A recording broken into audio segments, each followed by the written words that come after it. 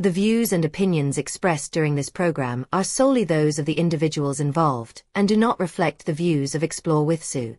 As such, this channel cannot be held liable for any legal actions arising from the content of this program.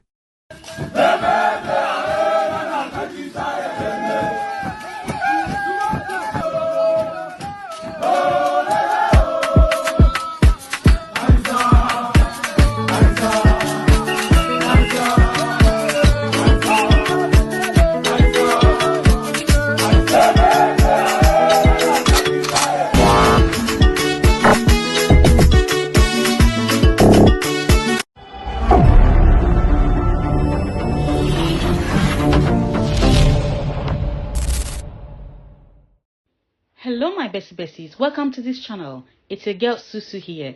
If you are not subscribed yet, please do well to subscribe, support this channel, like this video, comment and share. Thank you. My besties, Explorewithsu brings to you the radio of Biafra live broadcast by the IPOB Supreme Leader Mazi Nnamdi KANU. So you know it's got to be a good content full of knowledge. Take a sit, relax while you listen and learn. Glorious song, play it, sing it, all hail Biafra.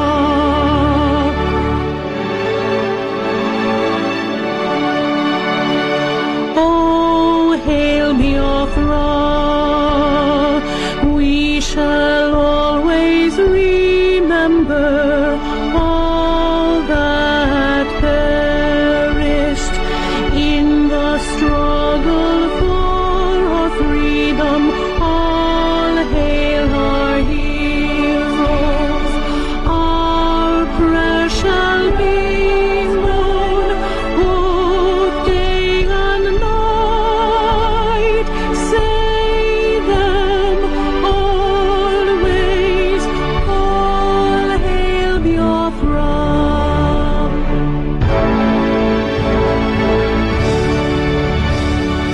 All hail Biafra. Now our star shines everywhere. We crave you. Good evening, wonderful people, great Biafrans, wherever you are on the face of this very planet. It is my delight and pleasure this very evening of the 18th day of April in the year of our Lord 2015, with the time now standing at 8 minutes past 7 p.m. in the evening, to welcome each and every one of you, irrespective of where you are on the face of this very planet. We ask you to join us again, because our work will never end until the kingdom of heaven is called down to this very earth. Our work will not be done until Biafra is restored. Our work will not be done until the children of the Most High God, Chukwu Abịama, recognizes that Chukwu Abịama alone is worthy of praise. Our work will not be done until hopelessness is removed and hope.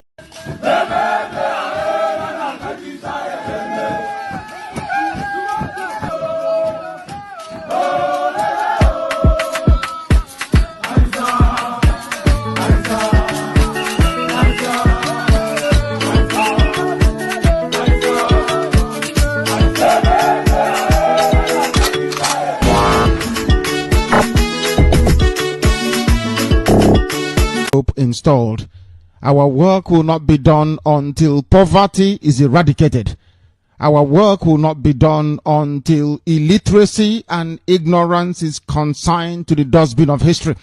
This work will not be completed until they say that we are a civilized set of people. This work will not be done until there is freedom and liberty. That is our job, and we must execute it. This job is a lot, it is immense. It is humongous. Sometimes it can be quite suffocating and very daunting. But one inescapable fact is this, that guides all that we do here, is that this is exactly what Chukwu Abịama said must be done. That is what we are doing. Therefore, wherever you are, if you have not told people before or welcomed them to what we are doing, we ask you now to try and do so. Welcome every man, woman, and child. Ask them to go to CHK 97.6 Biafra FM. I understand Enugu is working, albeit that the coverage is not as wide as it will be. We are doing the best we can to correct it. We are also making it abundantly clear to people that we are on satellite. I have said it before repeatedly, and I will keep saying it. Go and install satellite. Go and install free-to-air satellite. Please, we are asking you to. Our television will come on the same platform as well. The earlier or the sooner you learn how to install Radio Biafra on satellite, the better for everybody. Go and get yourself satellite. Please, I urge you. I know that 10 to 12,000 naira is quite a lot for some people. I appreciate that. And I welcome what Aba people are doing, saying they will install every 3 months 3 satellite receivers in Ijoland. We want to encourage such things, and we have actually identified, we are waiting for people, those that pledged, those that promised to support what we are doing. We are waiting for you, so that we can start the propagation around Ijoland, please. Very, very key. Around the BBO as well as EFIC. You promised to try and support us in our relay station. We are waiting. We are waiting for you to fulfill your pledge so we can go there and propagate this message. Something occurred to me today which is quite astonishing. That with truth, we will actually win this very battle. And then we go to war to finish it off, to embellish it. Therefore, good morning, good afternoon, good evening, and good night to some of you, especially those in the far eastern part of the world. In Malaysia, we want them to wake up. If you're in Malaysia and you're listening to my voice, you must attend your nearest family meeting. From this coming month of May, I want Malaysia to go back to how it used to be before. But everybody involved in tittle-tattle and in gossip, they are not welcome back, please. Our forgiveness doesn't extend to them. They are not allowed to come back. They should stay outside and continue to watch in to see what we are doing. To understand that as long as you are very, very clear and open, honest and transparent in all your dealings, you have nothing to fear. Your hands are clean, your conscience very clear. Why then should you be afraid?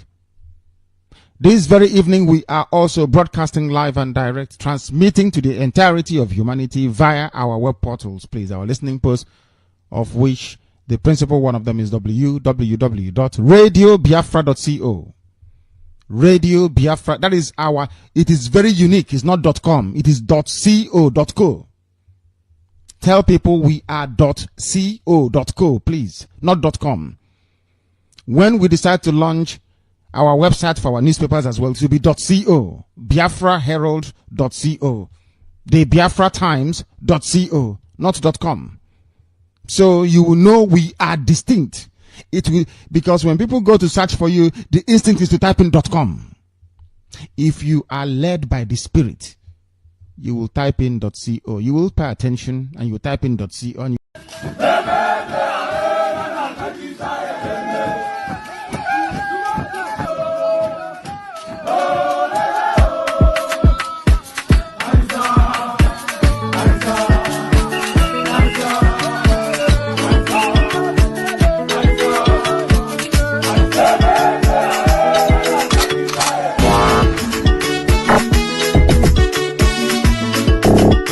you'll be with us. People right now, this very second, are listening to us via www.radiobiafra.co. Some of you are listening to us via ipob.org. That is ipob.org.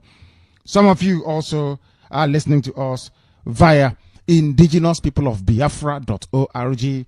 We are also on biafratelevision.co, please. biafratelevision.co. It is our other sister listening post. I said a listening post, please, not a radio station. If you go to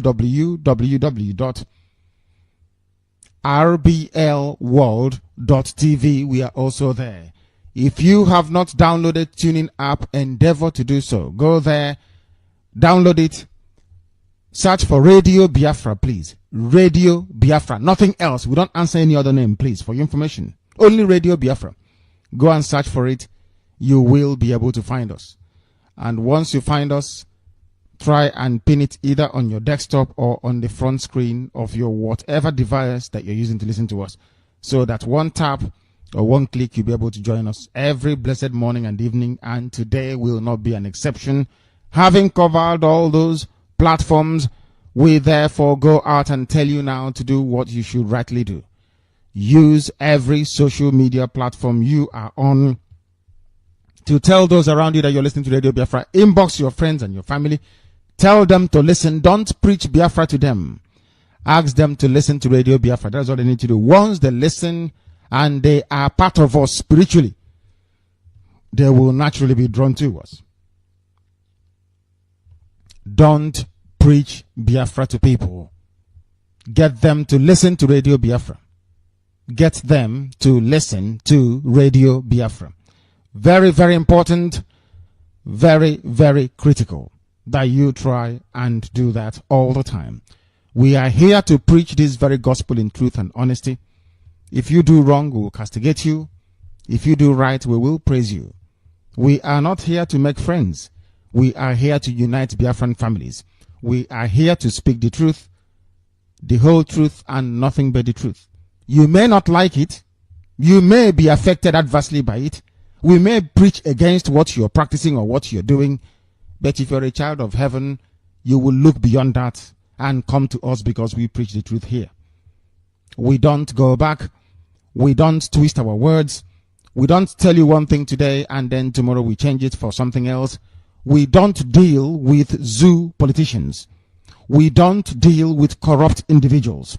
We don't go to people who are tainted to become part of what we are doing, because Biafra is a Biafra of conscience, or it is nothing.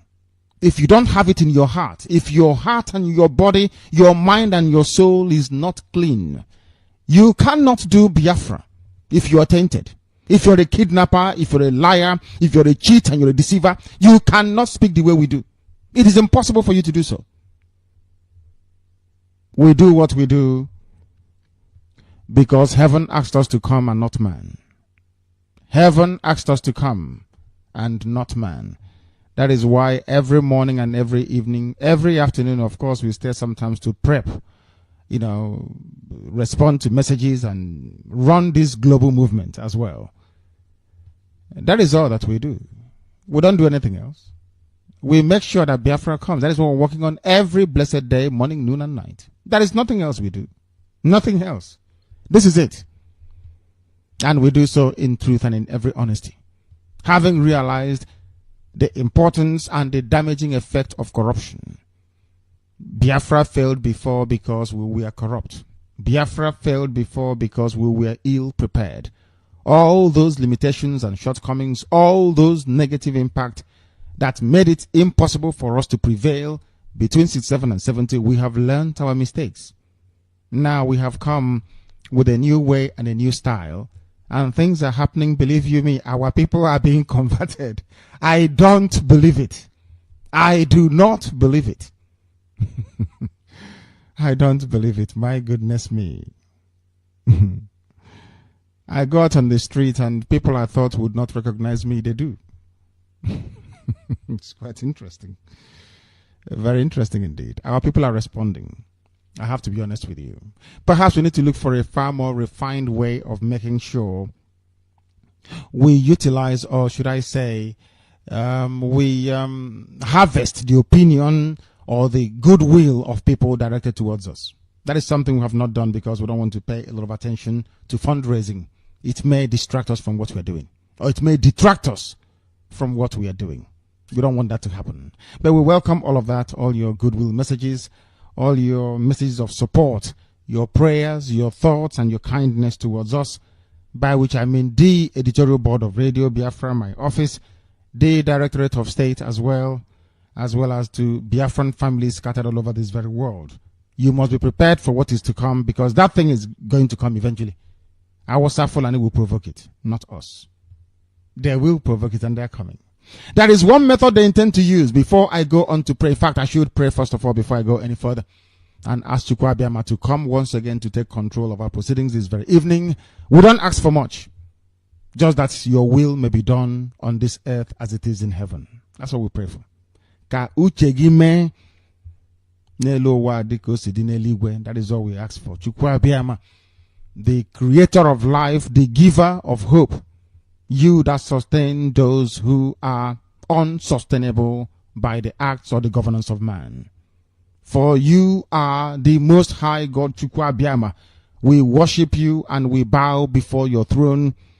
We give you every praise and every honor and every adoration and adulation.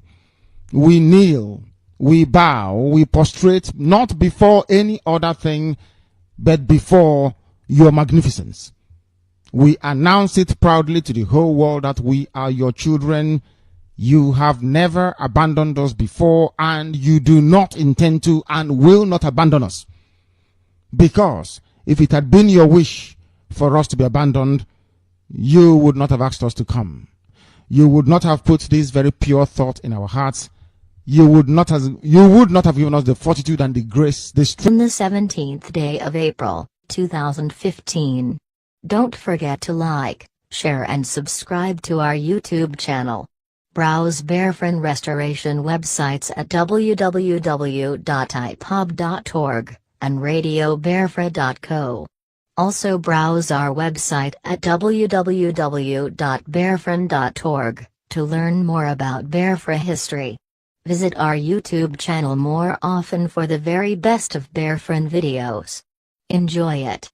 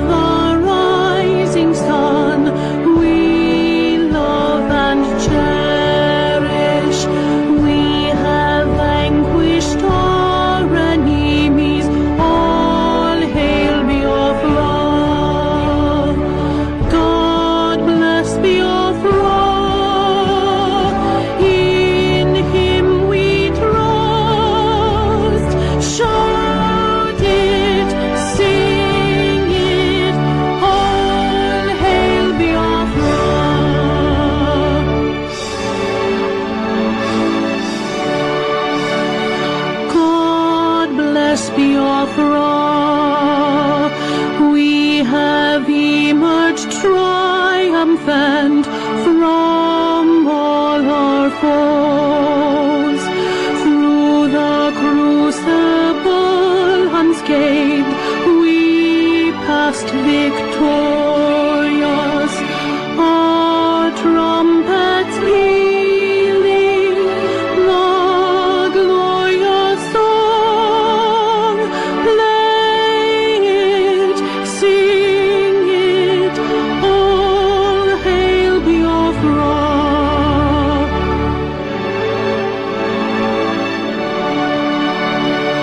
Oh, hail Biafra. Good morning, wonderful people.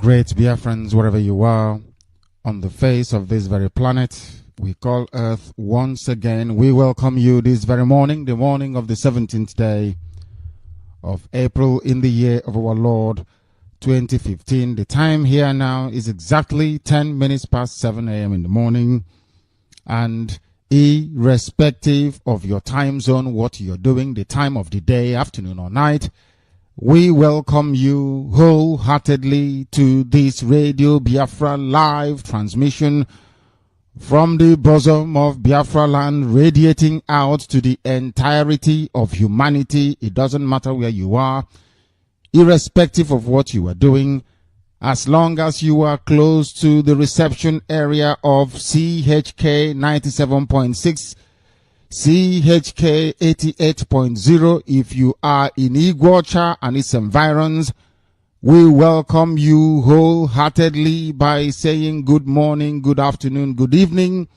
and good night to some of you.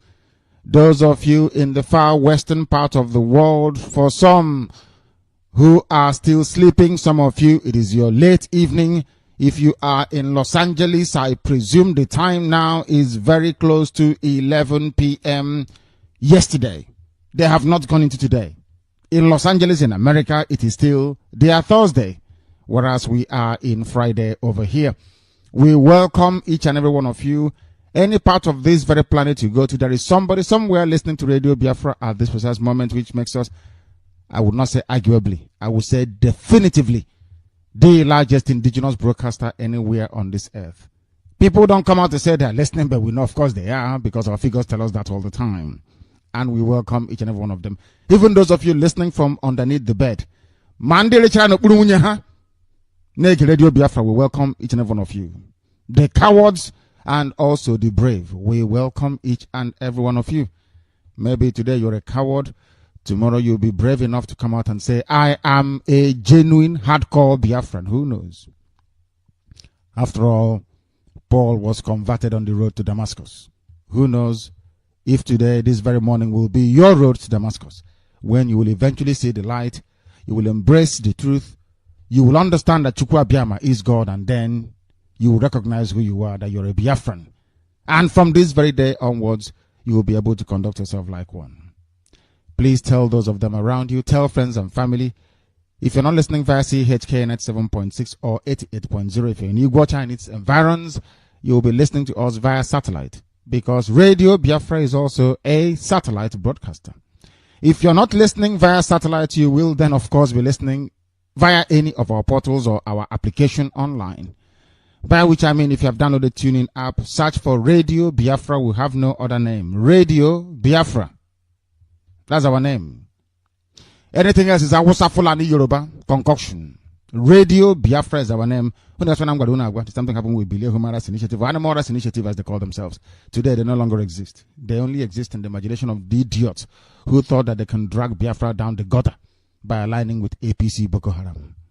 Today they have lost relevance. Today they are no longer sensible. Nobody regards them as anything, because the same thing happened. They wanted to confuse people. They wanted to deceive, and they have fallen to pieces. As we told them, because in the end, we always win. In the end, we always win. That is why I say to you, be very, very careful. If it is not Radio Biafra, then you are listening to something created by our people to confuse you. Not to convince you, I would say, but to plant seeds of doubt in your mind. Our name is Radio Biafra. Nothing more, nothing less. Anybody answering to any other thing, because as simple as that. Here we are live this very morning. We are direct, and humanity is listening. We have come to do nothing else apart from preach this very gospel that Chukwu Abiyama in heaven ordained or asked us to come and preach. Without heaven, we wouldn't have come. Without Chukwu Abiyama, who determined that we should come, this very day we will not be preaching this very gospel. That is why everything we are, we owe to the grace of the throne of heaven. If we abandon Chukwu Abiyama, how can Biafra come? Of course, Biafra would not come. You've tried it before. Then Pharaoh said they have tried it before, it did not work. Because here we worship the one true, almighty, gracious Chukwu Abiyama, resident in heaven, his abode, and this very earth, his footstool.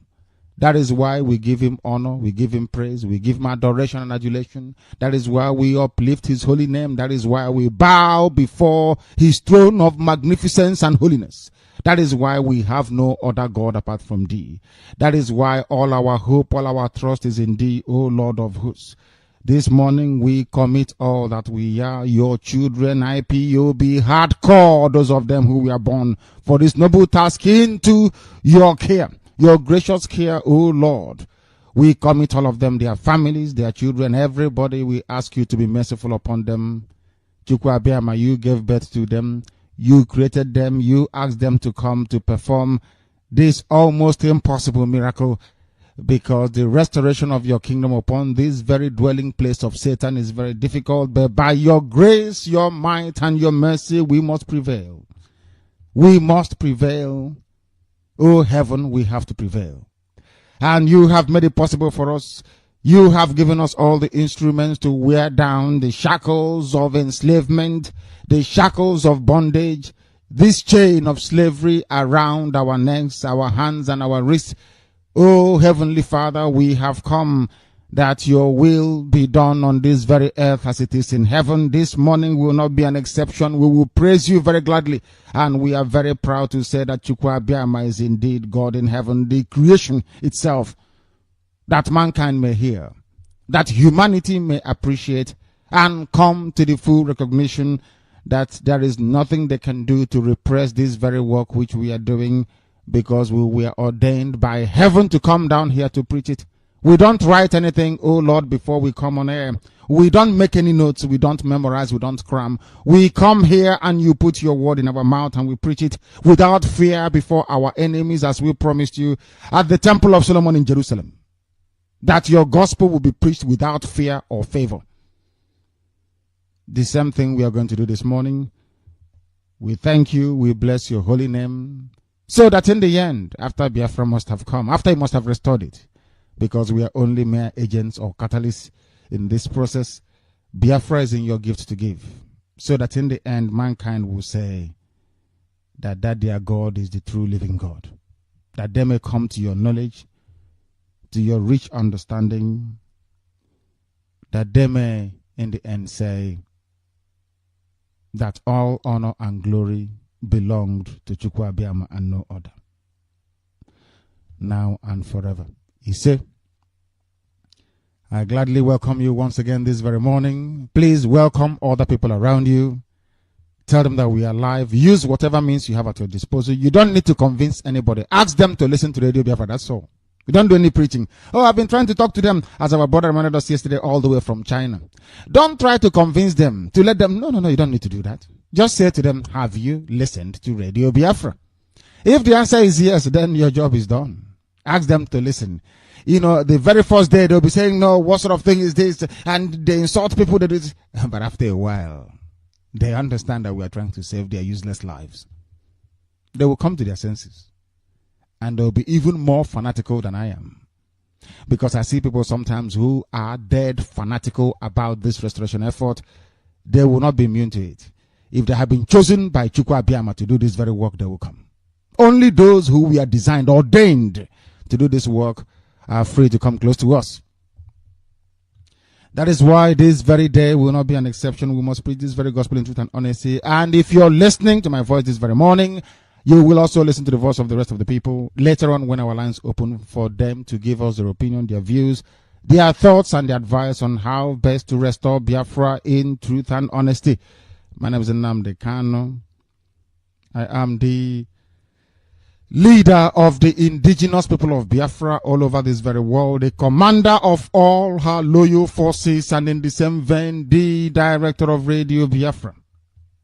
Yes, I hold 3 titles, all nominal, all designed to accomplish one singular, one noble task: the restoration of the kingdom of God upon the face of the earth. That kingdom of heaven is called Biafra, for those who do not know.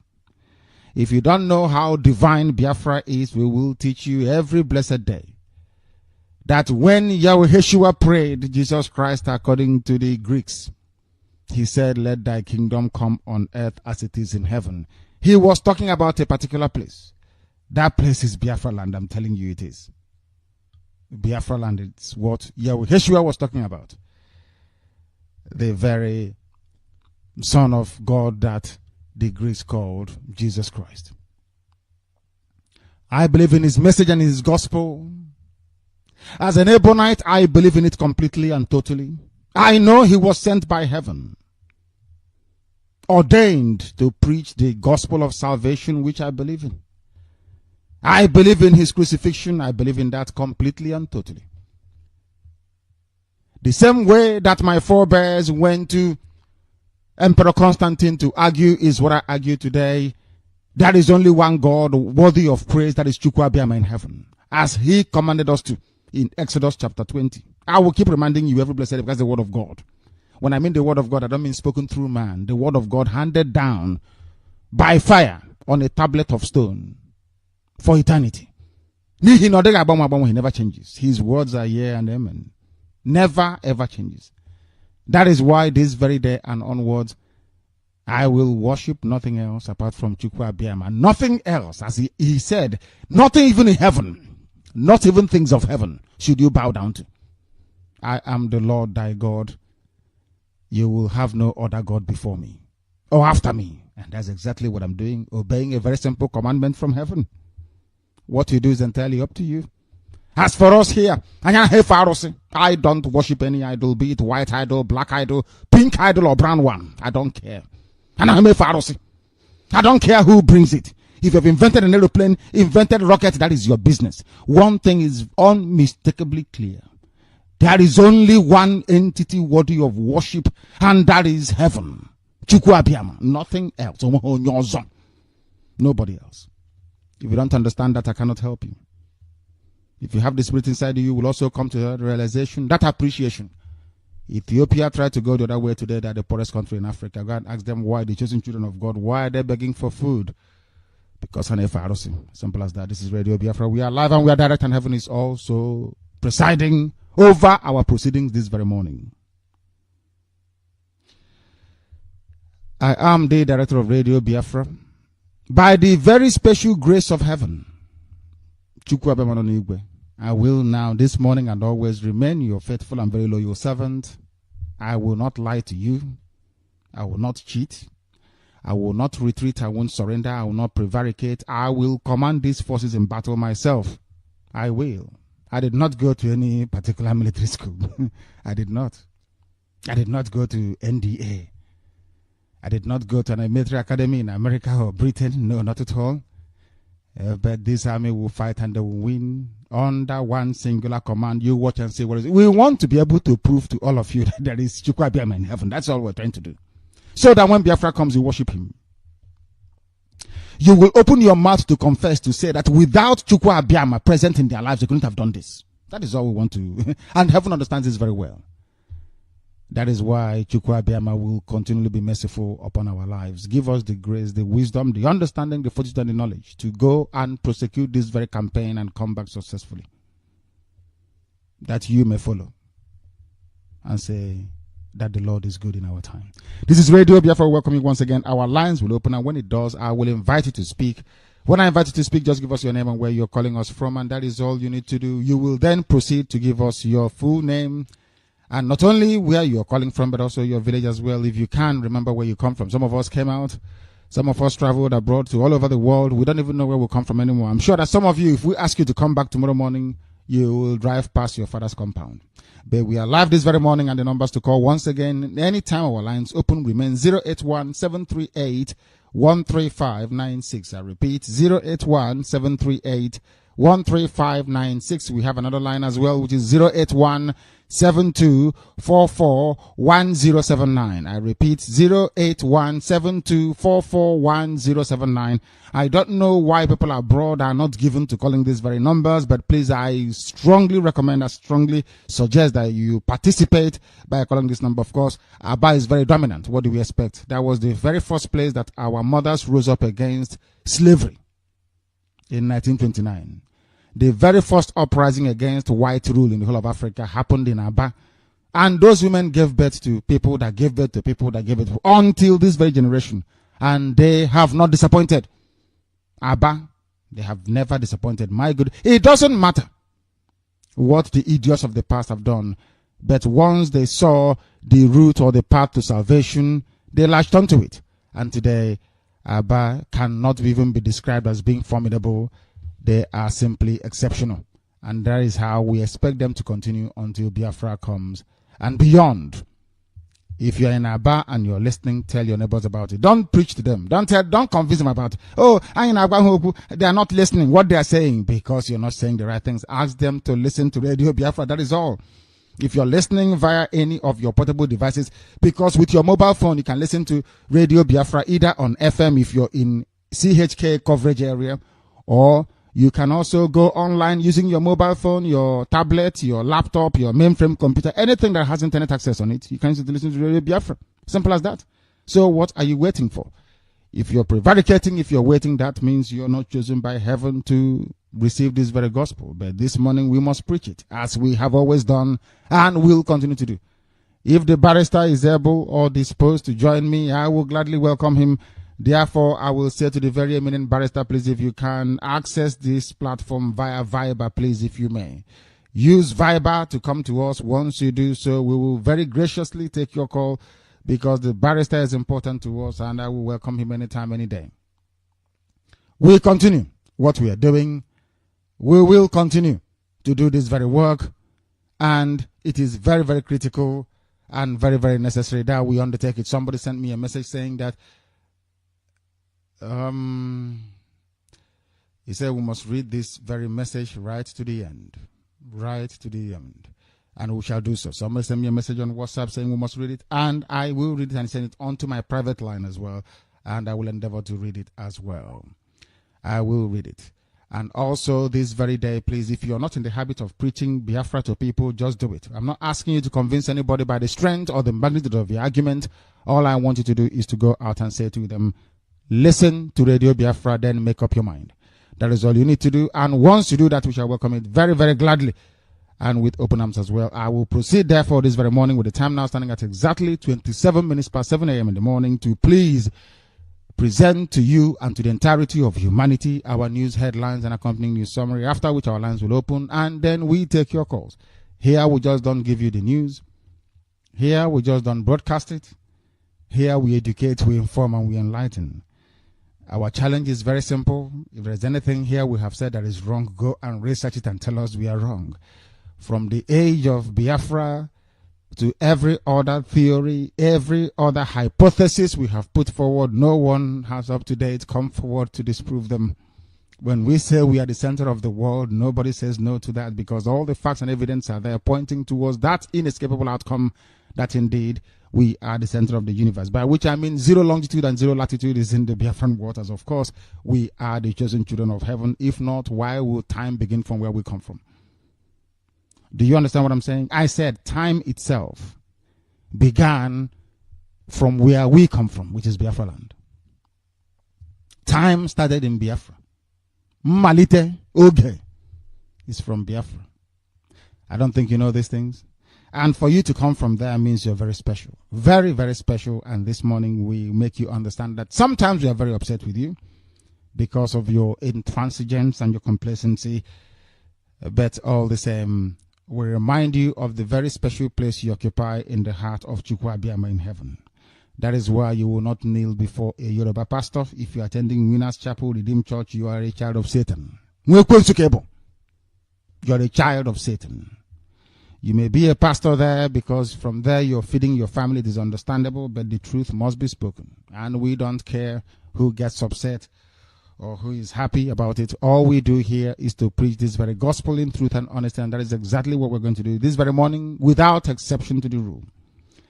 We begin by presenting our headlines this morning that the zoo is not broke, according to Okonjo Iweala. I don't know what they mean.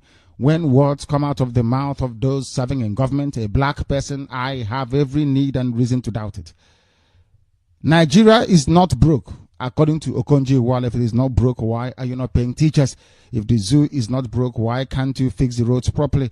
If the zoo is not broke, why are people picking up food from dustbin? If the zoo is not broke, why are you disposing or discharging of refuse on the streets? If the zoo is not broke, how come there is no electricity? If the zoo is not broke, how come students come out of universities even poorer in knowledge than they went in? If the zoo is not broke, how come children are being kidnapped and cut to pieces, their organs being sold? If the zoo isn't broke, why are people finding life extremely intolerable?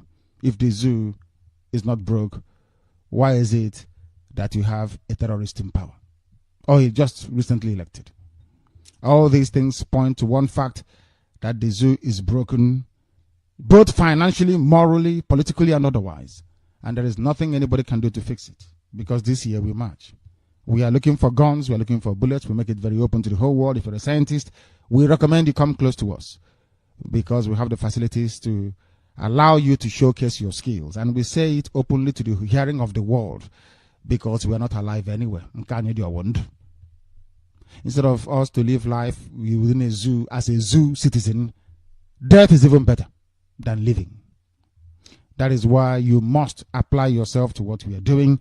That is why you must be very bold and very strong. If you have fear inside you, you cannot be one of us, because we are without fear before our enemies. Will tell them, I tell the zoo you will be destroyed, so that when we do it, it will even be sweeter. This morning we are telling them the same thing, that the zoo is broken. Ngozi Okonjo-Iweala, of course, is lying, because that is her job, to lie. They gave her a certificate of commendation, another one, because the more you're a failure as a black person, they will commend you. Foreign countries will commend you. You will never see them coming and saying, oh, Mozambique is doing very well, because before the floods came in 2006, Mozambique was actually the fastest growing economy in the whole of Africa. Mozambique and Botswana are doing very well economically. I'm not asking you to migrate there. No. Allow them to do their work. Go and build your own.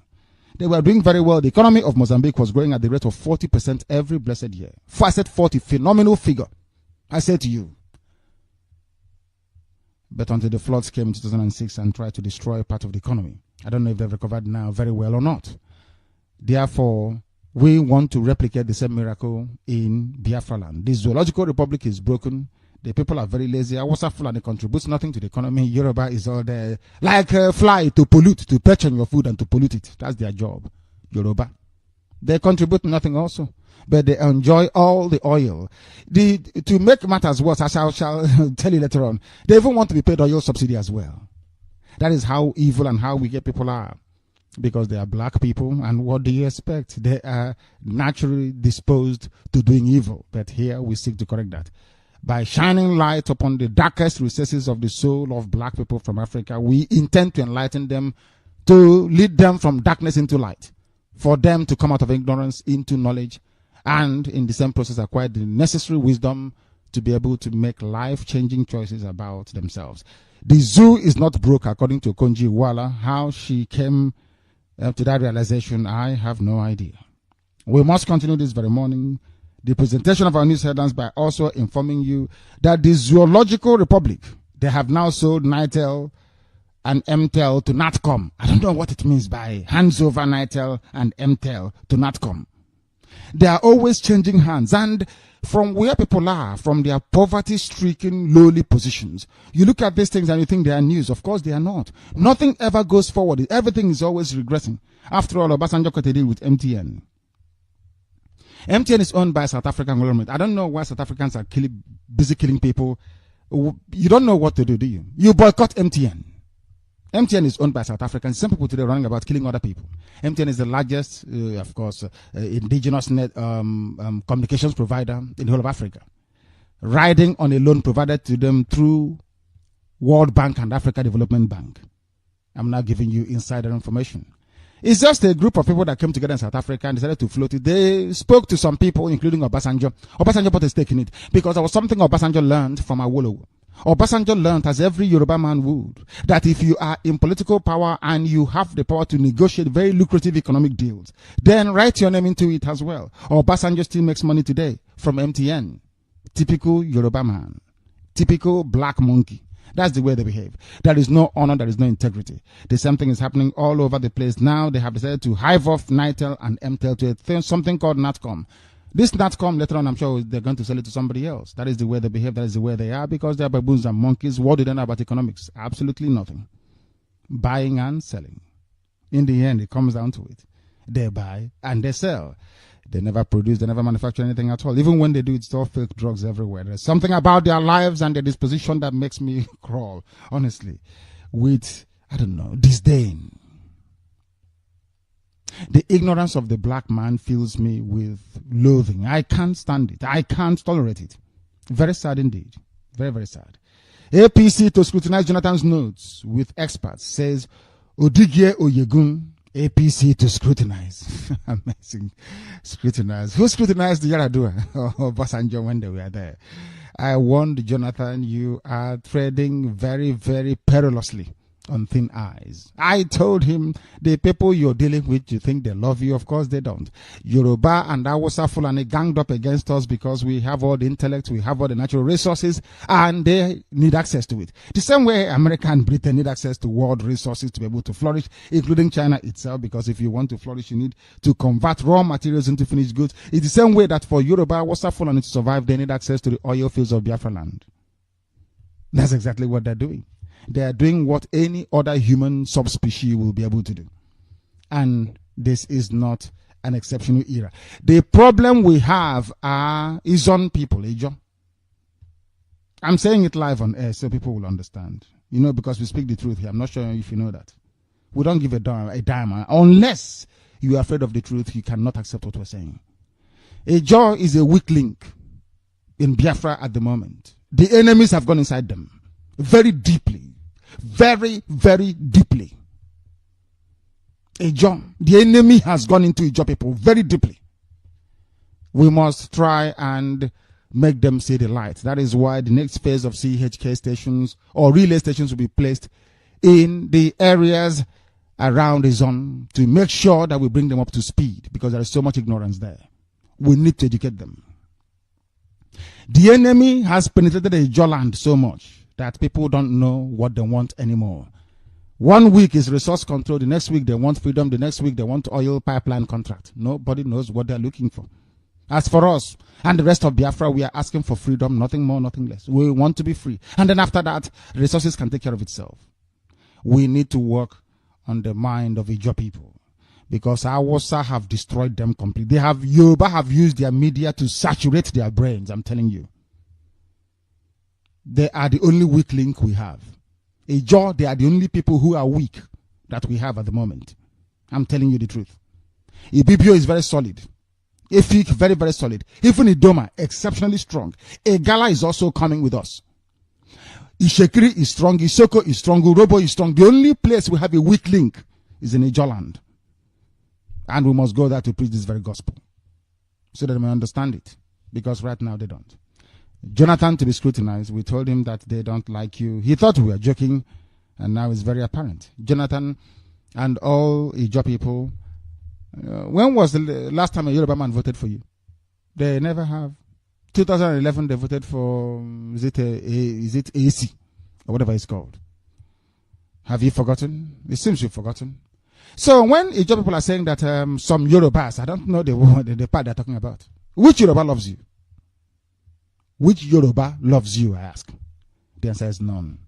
Absolutely none. You don't understand, do you? But here we make you understand. When was the last time Hausa people voted for Jonathan or an Ijo man? The answer is no. Or Ijo speaking, or of a Biafran of Ijo extraction. Because it doesn't even have a common language. Those who say that we speak different language as a means by which we can distinguish or try to exert our autonomy or independence must know that even in Bayelsa State, they speak up to 5 languages in Bayelsa State. For your information, you may not understand, but it's the truth. The common denominator or the common binding factor is our culture and our tradition.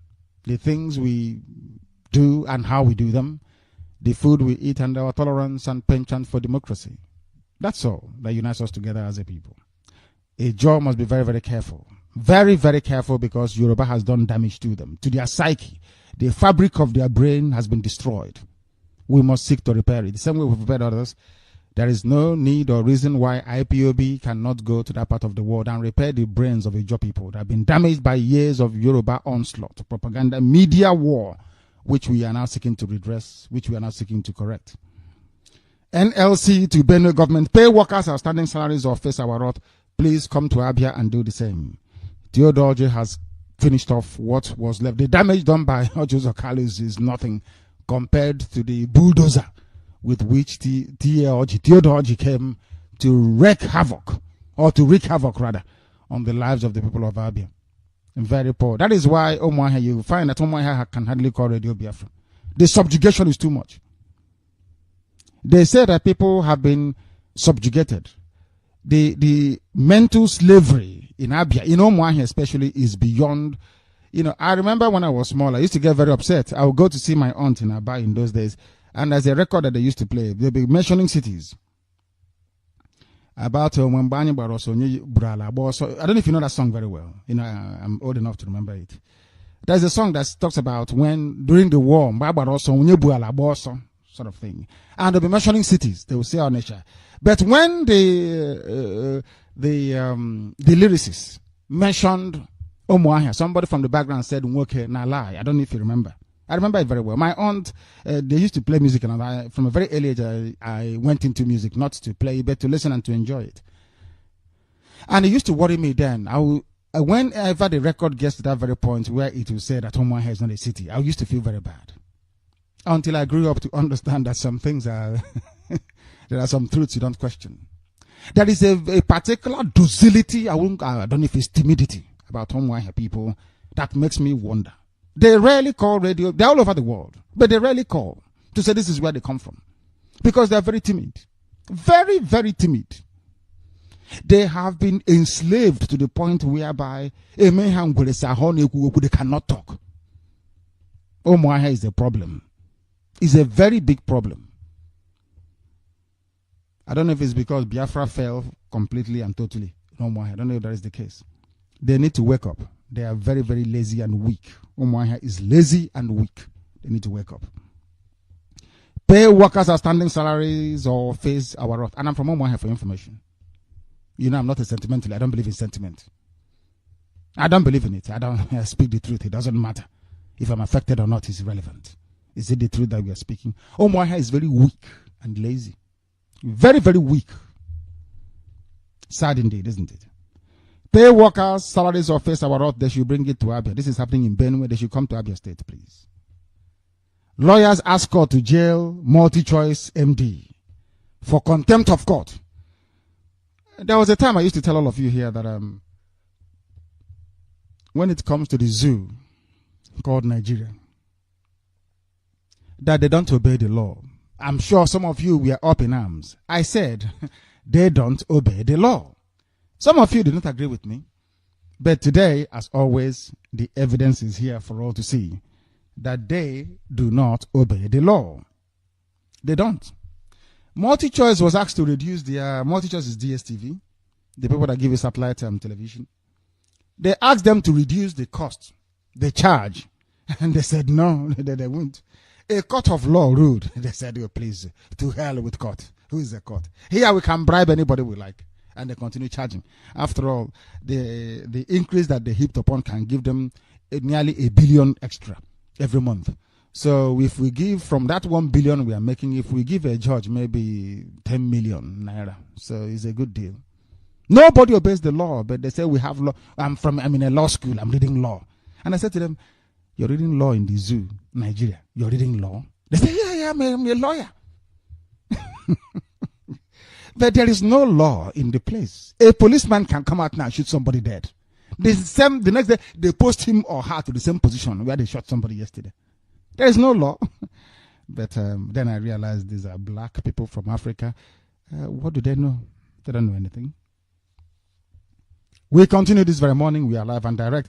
The time here now is approximately, I would say, 16 minutes to 8 a.m. in the morning. We are giving you our news headlines, after which, of course, will be accompanied by the news summary. 12 baboons and monkeys from the zoo and Ghanaian Christians thrown overboard by Muslim. Christians are weak. Anytime Muslims come, Christians will be cringing. They drown there. And these are the people you're in the same country with. Mad people. Mad people.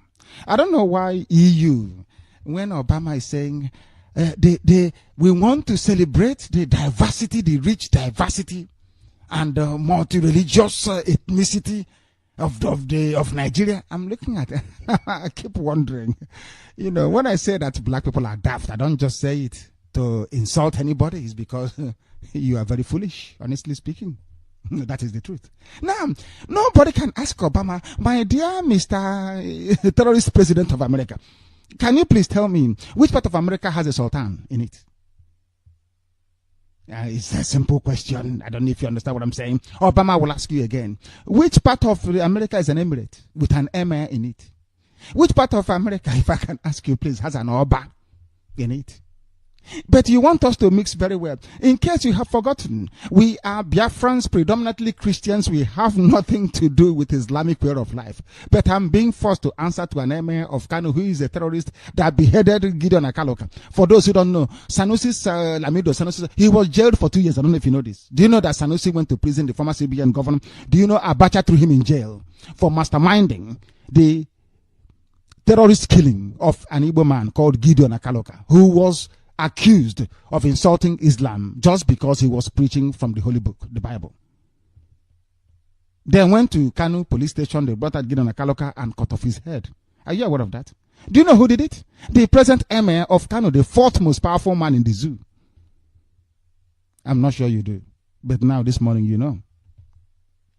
When Cameron is telling you about, we want to celebrate the depth of the diversity, nobody wants to see what they created destroyed.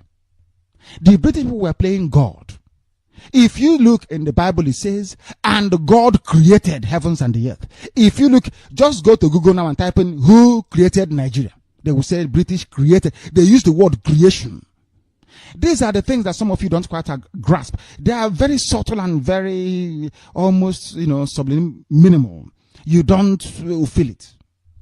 There is something very sublime about it. It's not very apparent.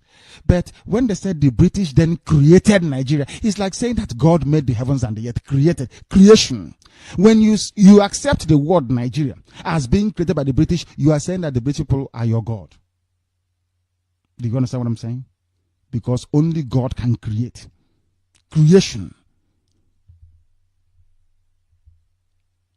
That is why you call pregnancy or the process of, the pregnancy process, you call it procreation. When you give birth, you're procreating. And people understand that without the divine grace of heaven, you cannot procreate. Some can say it's a natural biological process, of course. It is part of creation. What they are trying to say to you that Africans don't know is that when Europeans came to create these countries, by allowing those countries that Europeans created to stand, you are saying that Europeans are God. I don't know if you follow what I'm saying. I will try once again to explain it to you. America was founded but not created. The present United States of America, they will say our founding fathers. They will say not created. No, it was not. It was founded by. That is understandable.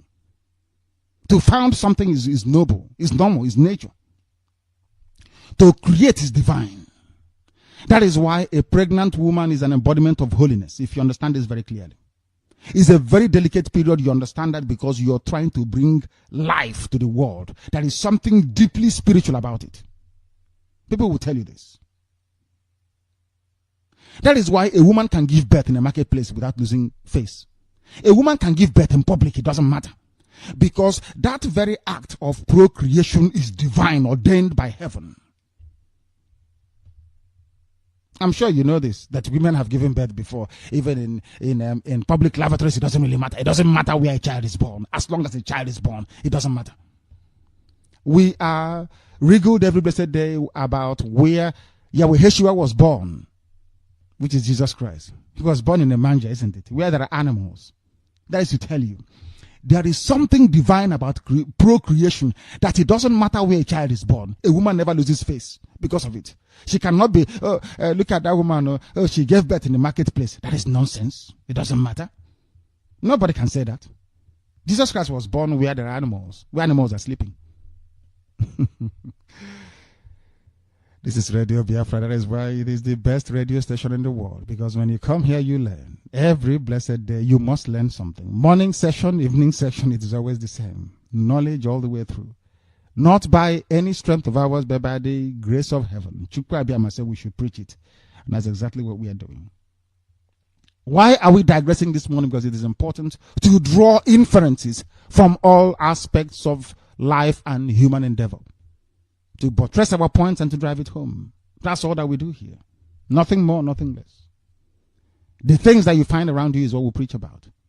That is why it is necessary for people to understand and appreciate the fact that Britain creating Nigeria makes Nigeria a very pathetic and wretched contraption. Man cannot create. He can only create with divine assistance from heaven. And you are not God. Lugard is not God and therefore has no mandate to create a nation. It's impossible.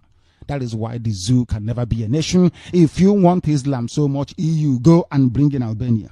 Go and bring in Turkey. Go and bring in Kosovo to be full members with full migrating rights within the EU. Then we know you're serious. If you love multiculturalism so much, David Cameron, why did you have to assert on Easter Sunday that Britain is a Christian country? So you know you want to assert I can put it, is the Christian nature of the British. But in my own land, where there was no Islam, up until date, you want me to embrace Islam.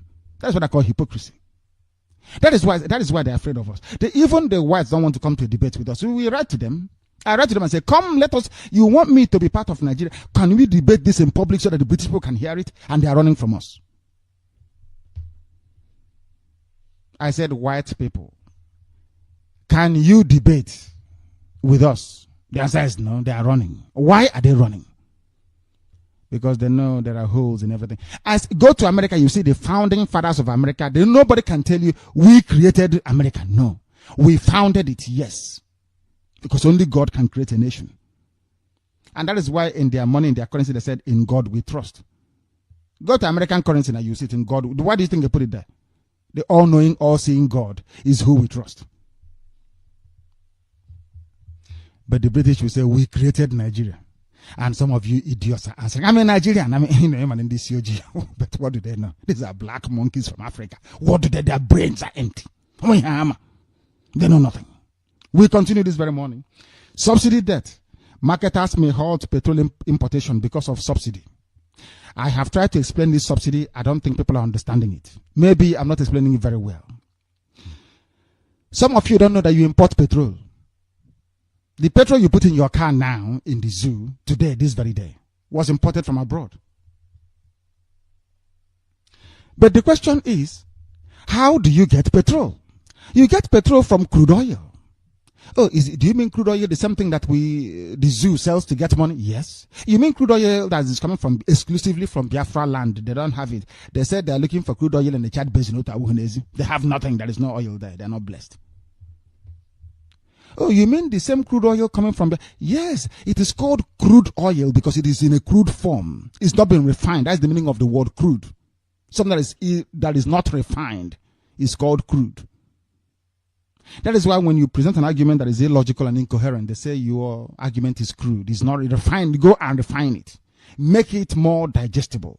As crude oil is, you cannot pour it into a car and it will run. You need to distill it. You need to remove all the other impurities, all the other carbon. And if you want petrol, you get petrol, which is fuel. You call fuel, petrol. If you want kerosene, you get kerosene. From the same crude oil, you know. You get kerosene, you get petrol, you get diesel, you get engine oil, you get all of these things from the same crude. If you pour it all together, it becomes crude oil. If you separate all of them, it becomes refined product. From where you get bitumen as well to make tar, you know, the asphalt you put on the road. Do you know that they dig up the oil from Biafra land? Instead of refining it in one of the 4 refineries they have, they take it abroad. I want to explain to you why black people are very, very foolish. They dig up the oil, they put the oil in a big tanker, you will buy it with the help of black monkeys from calling themselves Nigerians. They connive together. Look at people conniving with Oyibo to rob their own people. You know, when I go against black people, some of you don't understand. I'm going against them because how can you go and bring in a white man to help impoverish your own people? To make them poorer? A white man goes out to look for something that will develop his country. A black man is going to bring a white person to come back to impoverish his own people. Sad, isn't it? And they come and they take this oil and they take it abroad. Some have refiners like Abacha in Equatorial Guinea. Some of them have in Ivory Coast. Some have in Cape Verde. They take, some have even in America and in Brazil. They take the oil in a boat. The boat will be steaming for months to Brazil. Now they put it in a machine in a refinery in Brazil. Oil, engine oil will come out from one side. Diesel will come out from the other side. Kerosene will come. Petrol will come. The zoo. They take all this product one. When they were transporting, they transported it in one ship. But now to bring it back from Brazil or from Equatorial Guinea, they now need to hire about 4 new ships to bring back the separate products that they have. And as they come into Lagos, they are saying, oh, we have come with petrol, you know. Before we discharge this petrol, can you pay us, please? But you're saying to them, when you took the crude oil here, you said you're going to sell to white man, yes? And now you're bringing it back. You want us to pay you? It's called subsidy. Now, Jonathan will pay subsidy to these people. Subsidy means money, payment for bringing in petrol. Okay, but how about the refineries that you have in Port Harcourt? No, we don't want to use it. But why? Because if we use it, it will create employment, and there will be not many 18-year-old girls as prostitutes we can carry on the road, you see. I don't know if you understand what I'm saying. I'll repeat. Why is it that the refineries are not working? Because if the refineries are working, that means that people will be meaningfully employed, and that young graduate that just left school that we are playing with, we can no longer play with them because they'll be working, and the only thing we have to give to them is money. And if they have money, how can we play with them if we want to?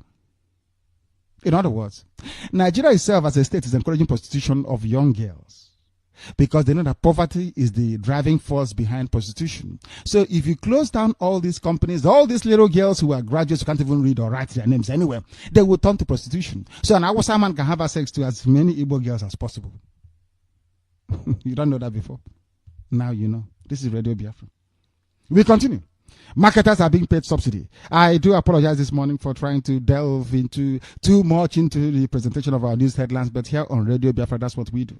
We make things as clear as possible. As clear as possible, please. Do bear with us. Group has defended Igbo support for Jonathan. Jonathan is our brother. That is what we are saying. Is as simple as that. Blood is thicker than water. If you come to Africa, it is the politics of tribe, isn't it? Where you come from. Your own people. Why did Alamajiri vote for the terrorist Buhari? Why is Boko Haram supporting Buhari? Because it's their own. He's going to bring them Sharia law to make it easier for them to conquer everybody. By the time Buhari is leaving, he will be near his deathbed. And the worst thing you can have is a dying Islamic dictator. They can do anything they like. So you people are in serious trouble. Very massive trouble, you know. And then after that, he will go to the northeast. After northeast, then northwest in the next 32 years before he goes to Yoruba man again. Sad, isn't it?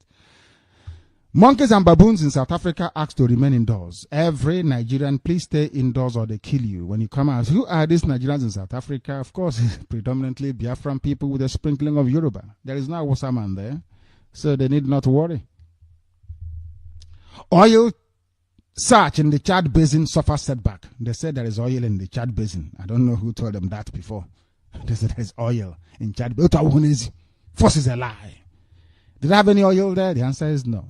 The answer is no. They are looking for, you know, Hausa cannot live without oil. The only thing they know is oil.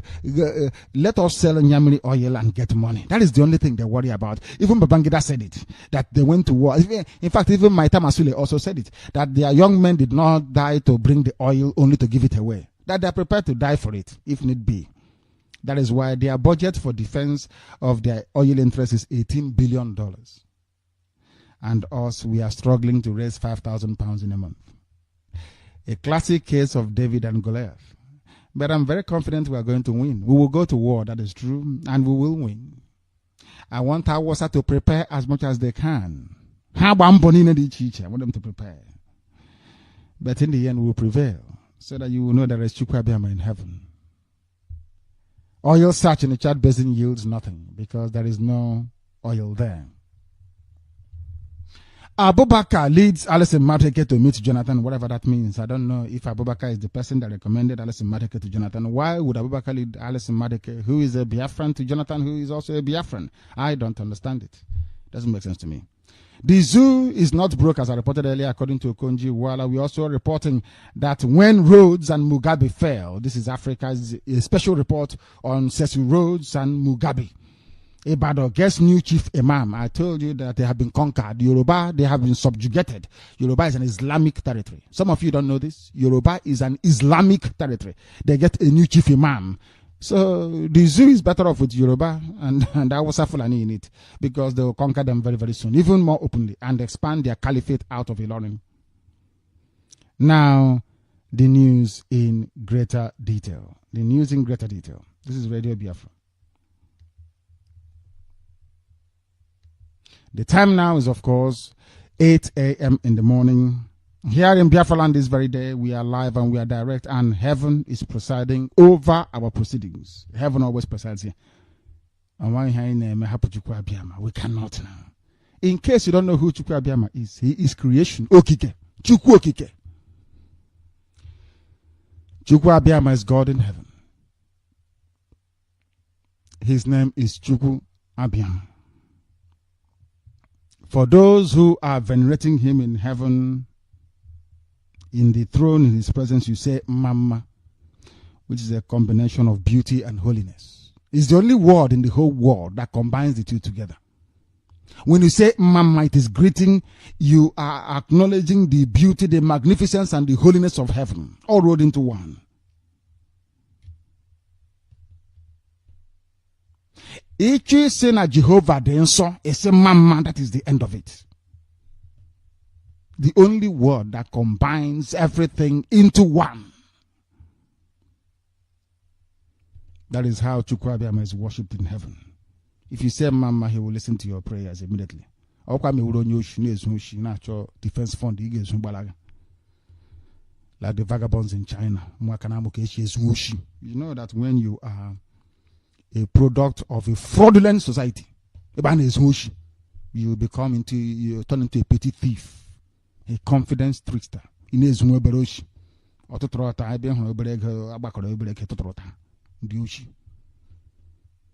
will hear their story. It won't be pleasant, I can assure you. But you hear about it. You will. Those of them in Barcelona and the ones in China. Because of them, I will do that very program next week, unfailingly, on your transmitter. So you see what people are actually doing. How they tried to tell the zoo government about our transmitter so they can run away with our defense fund. They came back and they were telling people that we are the ones trying to make, but it was them that planned it. As soon as our transmitter came out, they went into retreat. They kept saying, oh, wait and see what is going to happen in the future. But you said the transmitter was not there. Now it is, let us wait and see. What is going to happen in the future hasn't happened yet. People spending over £100,000 to buy a transmitter and deliver it. The very first time you people have done such a thing in your lives before. Before we came, has anyone ever come to you before to unite people all over the world to do something as glorious and as noble as what we are doing? The answer is no. You may not appreciate the magnitude of what we're doing because you are not equipped intellectually to appreciate it. It's your own limitation that is the cause of your cynicism. Your own intellectual limitations. That is why you cannot comprehend the magnitude of the effort we are making here on IPOB, Radio Biafra, and even beyond. Very soon, by His grace, our newspaper will be out, the Biafra Herald and the Biafran Times, 2 publications. We are doing the best we can with the very limited resources in our possession. All the liars and cheats will ever handle today. They'll keep lying. Oh, I'm telling you, I am sure. Watch and see what will happen. And then that time comes and goes and there is nothing. We are still very strong and waxing strong. Wait and see what will happen. Till when are we waiting? You said there was no transmitter. Isn't it? You said we cannot do anything. And you were there when Jonathan's people were lamenting that Radio Biafra IPOB cost them the election because our people did not vote. Have you? Some of you don't read. Go and look at independent analysis and reports of the election. They will tell you that our people did not vote. It was only 9% that voted. The 9% that voted overwhelmingly for Jonathan. For your information. We said no election and that was none. For your information as well. So anything we say we are going to do, we do it. Why have we not marched yet? Because you stole our... Can you imagine how brazenly evil and wicked black people are? Living in China. You came and people contributed money in China towards the purchase of weapons and ammunition. You're holding on to it and you're asking us to march. We march with open hand, with nothing.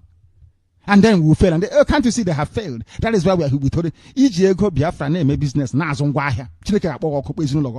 forever, all of you involved in that rubbish. Watch and see what will happen to you. How you will fall from grace. In your next life, you will not touch public funds again. You can hide and lie and be, dodging from one issue to the other. If I ask you now this very morning, what other problem do you have with us? You will say, oh, watch and see. Watch and see what exactly? Oh, I don't know, but just watch and see. As young as people are, you are evil. You don't John.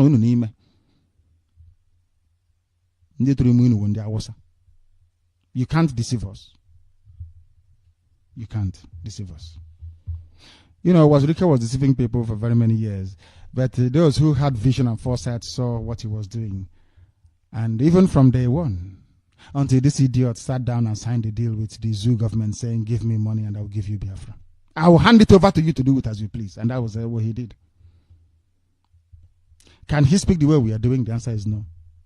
The thing about, for you to, you must forgive me this very morning, please, for digressing away from our headlines or news summary, but it is very, very critical that we do this. That the world may appreciate where we are coming from. Some of you don't understand what we are doing. You cannot grasp it because you are not in the spirit. You need to be able to understand it. From the way people speak and do things, you will know those who are real and those who are not. Do I defend Omwai? Am I not from Omwai? Do I defend them? My father is the king of my people. Do I come and say I'm a prince? Or I want the Ezeship to continue? I have said it very clearly live on air that in Biafra there will be no king, there will be no Eze in Biafra, no Igwe. Everybody will be equal before God in heaven and before man on this very earth. Equality everywhere. If you don't like it, you pack and go to the Ilorin and become an emir there. Some of you don't follow. Sometimes you think you're listening, but you're not following what we are doing. Has any group of people come out before to do what we are doing today? The answer is no. Can they do it? They cannot. Never. It's like saying that, when white people left Africa, that somehow Africans could have picked up immediately. And of course, everybody knew they cannot. Even to change ordinary zinc in a house, they cannot do it. Since the white man left, how many new railway lines have you built? The answer is zero. Do you know why? Because you can't do it. You think you can, but some of you have what I call the nationalist African mentality. When the white man goes, as they asked in Nkrumah, how are you going to pay for education? Cocoa. How are you going to build roads? Cocoa. How are you going to bridge? Everything is cocoa. They said, is that one product you're going to sell to be? He said, yes.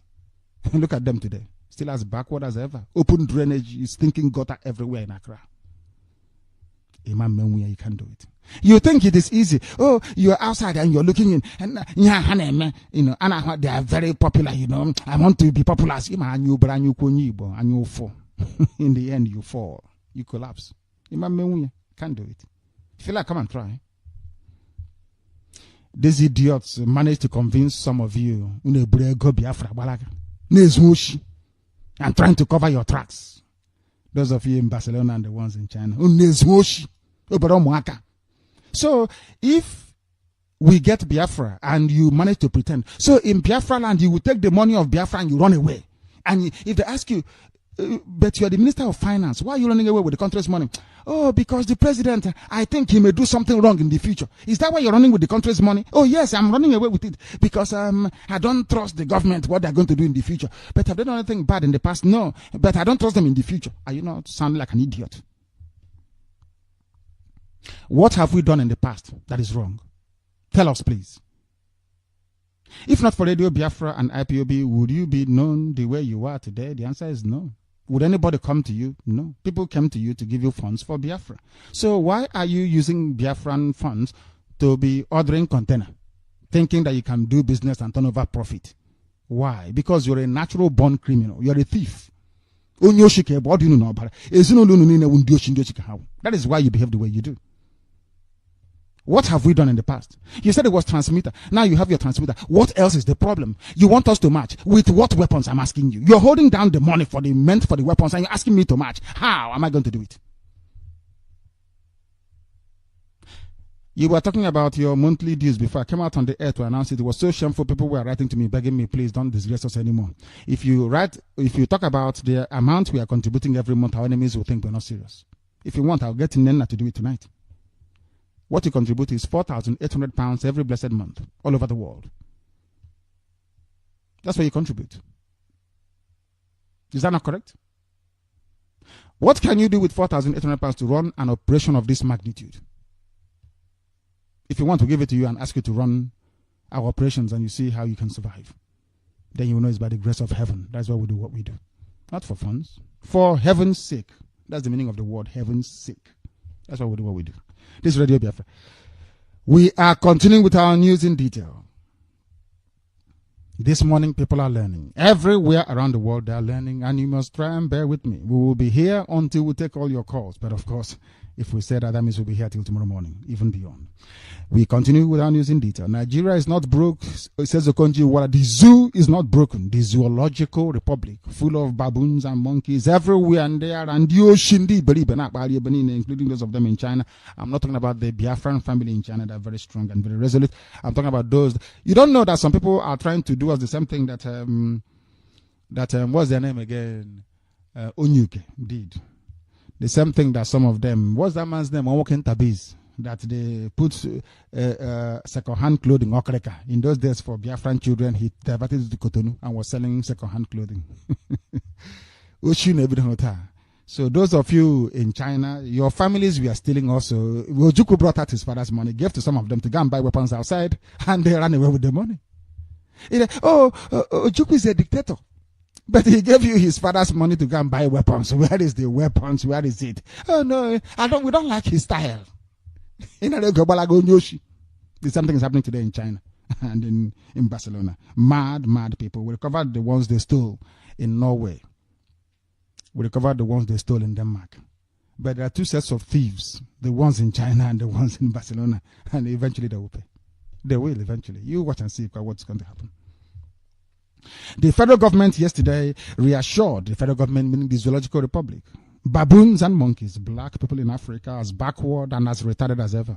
The federal government of the zoo yesterday reassured the monkeys and the baboons, called Nigerians, that their zoo is financially sound and has been meeting its local and international financial obligations despite dwindling revenues from crude oil exports. The assurance came from Minister of Finance and Coordinating Minister of the Economy, Dr. Okonjo Iweala. The minister who gave the assurances at a crowded press conference in Abuja said, despite the dwindling revenue of the nation due to falling crude oil prices and decrease in output, the nation is not broke as feared in some quarters. There have been concerns that the consistent fall in accruals to the Federation account in recent months could jeopardize implementation of the 2014 budget. But the minister said in Abuja that contingency plans were being put in place to forestall any immediate adverse effect on the budget. According to Okonjo Iweala, the zoo is a country that is dependent on one commodity, oil. And that commodity is dependent on how much the buyers want to buy. I told you this before. But some of you listen. There were some people in America who are lettered. These are monkeys and baboons from the zoo. But they're in America and they have read in America. They are working. Yoruba is paying them very well, so they can talk rubbish. Black people. Once they work with whites, they can start talking nonsense, claiming they're educated. And I wanted to make them understand that they are not actually educated. Ngozi Okonjo Iweala have come this very day to reiterate what I've always told you. The zoo depends on one single commodity given to Biafrans by Chukwu Abiyama in heaven, nature. That is crude oil. So what they are saying is that without crude oil, these monkeys and baboons will crawl back on top of the trees and start jumping from branch to branch, eating fruits only and leaves. That's what they're saying. Japan has no crude oil. In fact, Japan has no natural resource. There is no coal, nothing. Japan is a force to be reckoned with. All over the world. Why? When you say, I compare like with like, why? Because Japan is a nation. Japan has consistently the same value system. They have the same religious belief, or some of them are atheists, of course. And Japan, of course, has policies and goals which are consistent with the development and advancement of their people. The same thing doesn't apply in Africa, you see. It doesn't. Ngozi Okonjo-Iweala is telling you that you are dependent on one product. It's called a rentier economy, as my friend Gordon Hayden, the great economist, will say. Rentier economy, R-E-N-T-I-E-R. That's what it's called. Rentier economy. An economy that depends on only one product. Do you know that during nearly 70 years ago, when they were agitating to free Africa from colonial masters, from white people, during that time, Britain and France and Belgium and all other people in Portugal, we are dependent. All their colonies in Africa, they were selling one produce, one natural product, not manufactured product, no. That's natural. It could be cotton, cocoa, sugarcane, anything, groundnut. Do you know that in the 21st century, 15 years into 21st century, do you know that all those African countries are still dependent on the same produce and products that the white man sold to survive today? I don't know if I'm making any sense here. I will go by what Ngozi Okonjo-Iweala said, that the zoo is a country that depends on one commodity, oil. People are not ashamed to say such rubbish in the 21st century. So, Ngozi Okonjo-Iweala, you have universities with engineering departments, with, chemistry departments, with physics. You're saying that all the people you have been producing as graduates, that the essence of university education is lost on all of you. That you cannot diversify your economy away from oil dependence. You are still depending on one singular crude oil every blessed day to be able to eat, to buy siren for police, to feed backward. Empty brains. So when I call you a baboon or a monkey, please don't get upset. Try and change. You sell only one product given to you by nature. So that means that your hands and your brains cannot coordinate and work properly. You don't manufacture anything. You don't do anything. Just sit down and sell crude oil. And then give everybody guns in the name of security. The only place in the world where somebody carrying a gun is security. Is seen as security. Have you made security arrangements? I said to them that the best security you can make is employment for people. Don't you know that? The best security in life is employment, food, and clothing. That's all that people, if you get up in the morning and you go to work at 5 o'clock, as my wife does, get up in the morning around 5 to go to Coca-Cola where she's working. I mean, come on, for goodness sake. What time will you have to go and start doing armed robbery at night? Because you'll be so tired when you get back. So you don't know what work is. Oh, so you think that work is just there to go and make money? No. When you're at work working, that means you're not outside stealing, doing armed robbery. So you don't know that before? That employment is the only panacea to societal ills in terms of security. So you don't know the meaning of akon. So when they say that the idle man is a devil's workshop, you don't understand what that means. That when you have graduates who are not doing anything, you have people unemployed. That the devil begins to tell them stories. Okay, you never knew. Now you know. Ngozi Okonjo-Iweala is saying that the zoo only sells one commodity, and that is crude oil. Everybody is dependent on crude oil. So if the world decides not to buy crude oil, you all starve to death. And she said it here as well. It's quite interesting, isn't it? We had a yo-yo kind of expenditure pattern before 2003, but after that, even when there was a fall in the price of crude oil from $140 per barrel to about $35 or $38 between 2003 and 2008, our economy remained stable because we had accumulated about 22 billion in the excess crude account. So all this, please forgive me, we must dwell on it. We want to pinpoint the stupidity of black people. That is what I do. That is why I do what I do, to tell you where you have gone wrong and how not to replicate the same mistakes in Biafra. That's why we are so detailed and methodical in our approach to analysis of our news presentation here on Radio Biafra. We don't want this type of nonsense to happen in Biafra, so that your children can go back and listen to our broadcast and say, oh my goodness me, but we are warned about these things in times gone by. Why must you depend on one oil, or one resource, which is crude oil? So all the engineers you have, All the designers you have, all the architects you have, all the people that can manufacture something that you have, electronics engineer and all those, what have they been doing? That is a simple question. What have they been doing? I ask you. What have they been doing? Nothing, as you can see. So all that University of Nigeria and Nsukka, University of Ibadan, ABU, Zaria, University of this, is all rubbish then. Do you agree with me now? Because before they were established, the white man was depending on oil. Now, in fact, even the white man was depending on granite, palm oil, this, everything, cotton, and even now you abandoned everything else. It's only crude oil because it's easy to dig out and sell. Do you? Now tell me why you need universities then. Oh, sorry. We need people who can read and write to be able to steal. This is Radio Biafra. We are continuing this very morning. Wherever you are, we are live. About 20 minutes past 8 in the morning. We are presenting our news in greater detail. It's in detail because we analyze it here so that you understand, so that you appreciate, so that you follow. You begin to conceptualize what it means to run a civilized country, which is what Biafra is going to become. Because without civilization, Biafra is nothing. It is no longer the kingdom of heaven upon the face of the earth. And we are determined to make it so. And we are continuing this very morning with our news in greater detail. The government of the zoo hands over NITEL and MTEL to NATCOM. The government of the Zoological Republic yesterday approved the handover of Nigeria Telecommunications Limited and its mobile arm, MTEL, to NATCOM. National Council on Privatization, NCP Technical Committee, Deputy Chairman Haruna Sambo. Look at Tonya Awasa being in a privatization council. That's all they do. Awasa everywhere. Can you run this thing? The answer is no. You read Arabic studies. What are you doing looking into privatization and how to privatize companies? I don't get it, do you? Do you get it? Because I don't. A graduate of Arabic studies, Arabic, presiding over privatization. This is another misnomer, I would say, another anomaly, if you allow me, about the reasoning capacity of black people, which I'll keep on harping upon, I'll keep on lamenting until you change.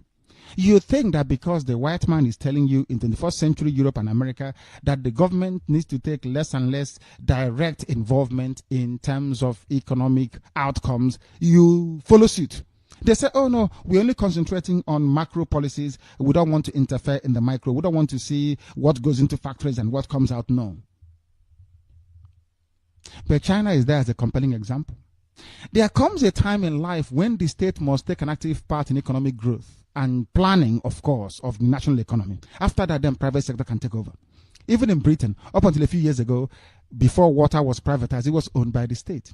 British gas was owned by the state, British government, and also is telecommunications as well. BT was owned by the state before it was privatized, not up to 25 years ago. So before that time, there was significant government interference in economic planning and output. It is called the political economy phase of a country. There has to be, why? Because there are no lines of credit open to entrepreneurs. Because not every business idea will flourish. So you have what is called bad loans. You don't know how to underwrite bad loans that banks can make to people who are trying to start up their business. In other words, the risk takers. People don't take risks in Africa. That is why Africa is so poor. You depend on one material alone. You can't manufacture anything and you are hopelessly backwards. If something is happening there, ask Onyawasa to sell, to hand over NITEL and MTEL to NATCOM. All in their own, within the same family. He spoke after the NCP meeting chaired by the Vice President Mazi Nnamdi at the Presidential Villa, Abuja, said that the consortium had completed the payment of 252 million, being the cost of the firm's acquisition, to sell an infrastructure of NITEL's magnitude, including the tower block. In fact, only the NITEL building at Marina in Lagos, how much is it worth? I'm asking you a simple question, you know. All the towers they have, all the mass communication mass they have, how much is it worth that they're only selling it for $252 million? How sad can that be? How sad. People don't, you think this is nothing, isn't it? Hey, ordinary news. They said they're selling NITEL. Do you know the implications it has for you? For the cost of the calls you make with your phone? Do you know that if this particular infrastructure is sold to somebody who is competitive, that the price you make for making telephone calls will fall drastically?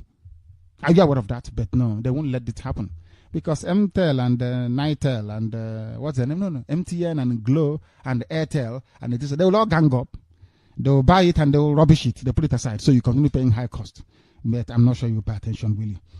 Baboons and monkeys everywhere. We continue. This is Radio Biafra.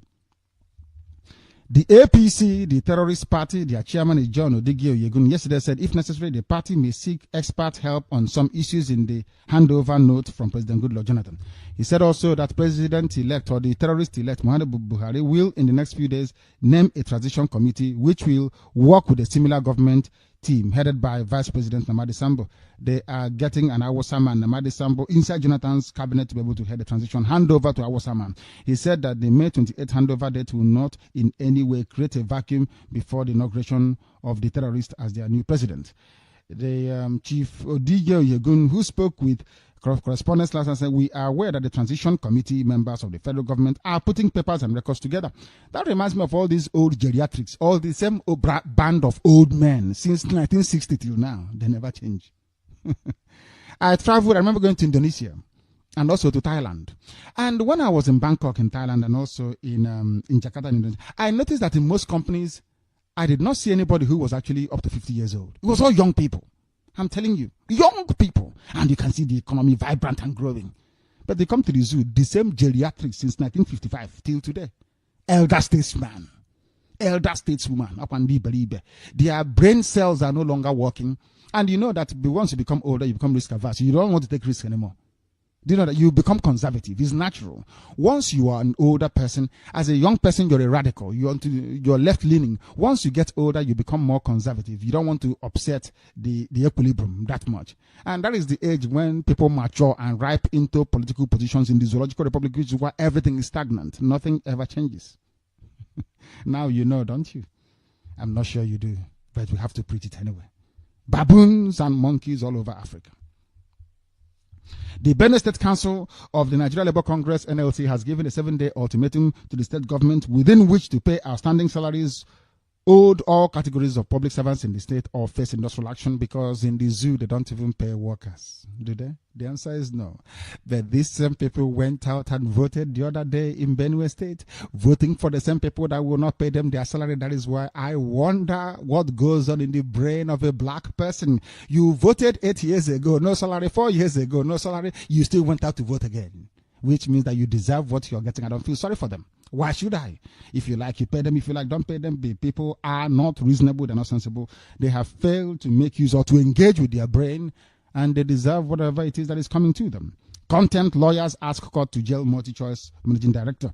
2 Lagos-based legal practitioners, Oluyinka Oyeniji and Osasuyi Adebayo, have commenced contempt proceedings against the managing director of MultiChoice Nigeria Limited, Mr. John Ugbe, for allegedly violating a court order. Ugbe, alongside the public relations officer of the company, Caroline Oguma, is liable to being jailed if found guilty of the allegation, which is contempt of court. The lawyers had on April 2nd, 2015, secured a court order of interim injunction restraining MultiChoice from giving effect to the proposed 20% increment on subscription fee on the digital satellite television DSTV being operated by it. Justice C.J. Aneke of a federal high court in Lagos, who made the interim order, had held that the order would subsist till the determination of a lawsuit contesting the legality of MultiChoice newly introduced subscription rates on DSTV. But it is not your business. DSTV is a private company. Anyway. Oh God. DSTV is not what is called a public utility company. Therefore, it is not like water supply or telecommunications. I don't know what business is theirs of the government to be telling DSTV, a wholly owned private company, how much to charge for their products. It doesn't make sense to me. These are people who claim they believe in laissez-faire economics. Demand and supply. Why don't you allow the subscribers to DSTV to determine the price of the market? Why are you intervening? But they say they're educated. Yeah, and when I tell you that they're not, you think I'm joking. Now you can see it. A private company. You're telling them how much to sell their products. Does that make sense to anybody? I don't think it does to me. Does it to you? I don't know. They said they would jail them because MultiChoice increased their fee by 20%.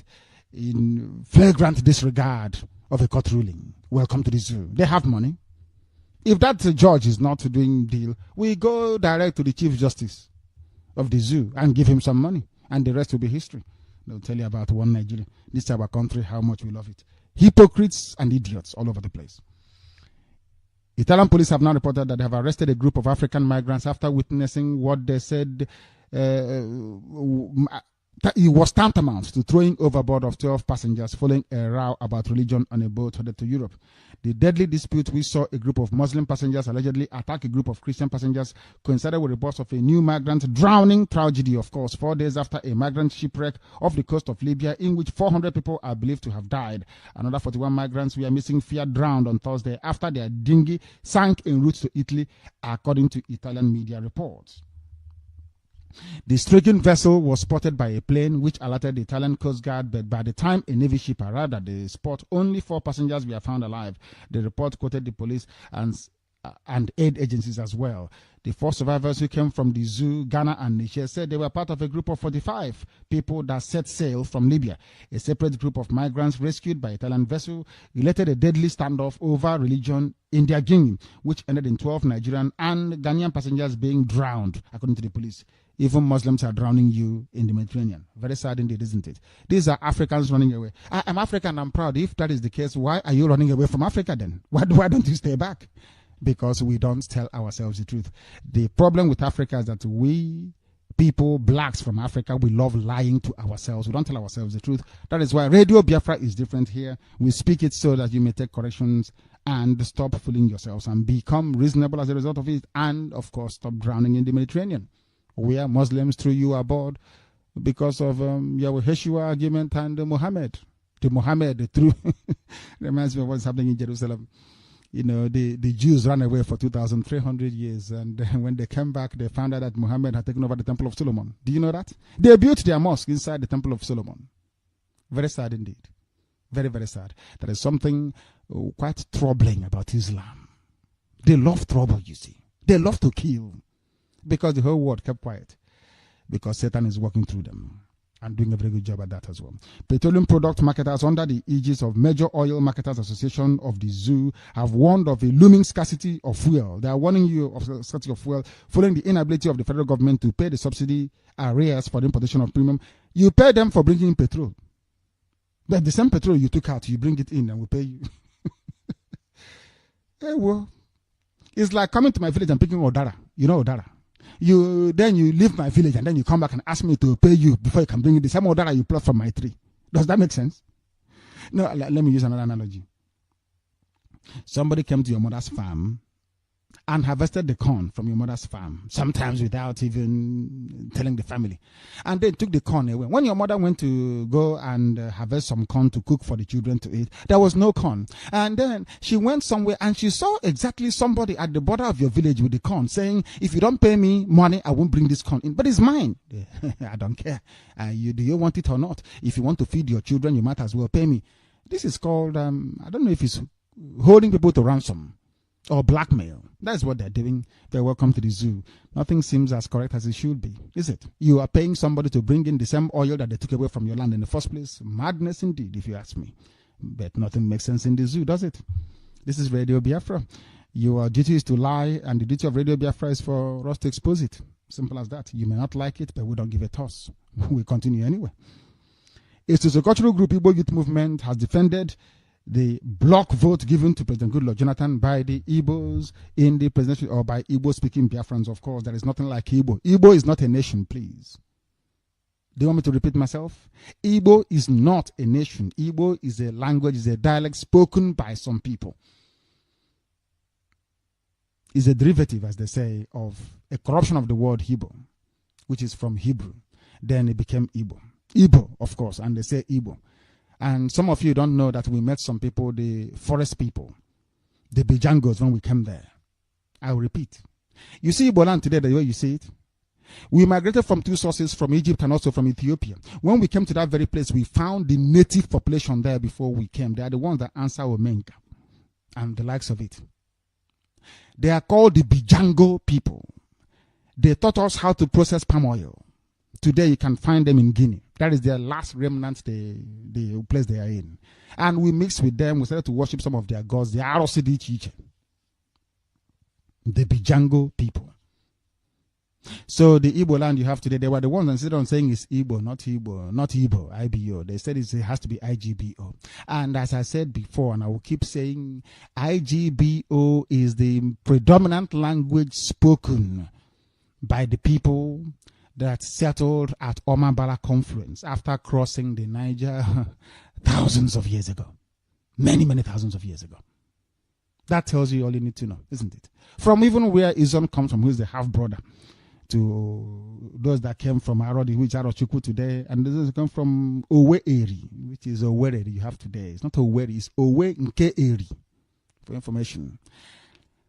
Umueri, Owe-Eri. So somebody from Owerri and somebody from Aguilera and Umuleri are actually one people, one blood, one family, because you answer the same name. And Arochukwu, the chief priest, he did something wrong and he was banished, of course. And then Izon, that is their half-brother, that went to Bayelsa to settle. There is nothing in between. This map I posted yesterday is quite telling. Do you know why I posted that map on my Facebook wall? You don't know, and I'll tell you why. That is the map that is very clear as to who you are. Every other person, Igbo, Ibibio, all one and together. After the IGBO appearing in block capitals, the next bigger one is Izon, not Ijon. Izon, Izon. But Yoruba will call you Ijon. You are on the fact there was a white man that corrupted the word. It's like Ovom, they call Ovim. Ovom, of course. Ovim is called by a white man, and you're answering Ovim. But you're from Ovim. Is that your proper name? The answer is no, of course it's not. Corruption everywhere, even in your names that you bear. This Igbo group have come out to defend Jonathan, saying we voted for him in blog because he is one of us. He is one of us. That is the only reason. And that is why those that voted for Jonathan, I don't begrudge them that much. But had they not voted, Jonathan would have remained in power today. I don't know if you know that very well. That is the essence behind do not vote. Because if you go to vote, they will rig and they manipulate the figures to say the terrorist won. If you don't vote, the world will ask you, why did you not vote? And then you will tell them why you didn't vote. And because of that, you continue. But they held a meeting in Lagos. I don't know if you have seen any paper since then carry anything on Biafra. The answer is no. So even the money was really spending them to write about him. They have said no. They write about him as a thug for rent. You can go and hire him now.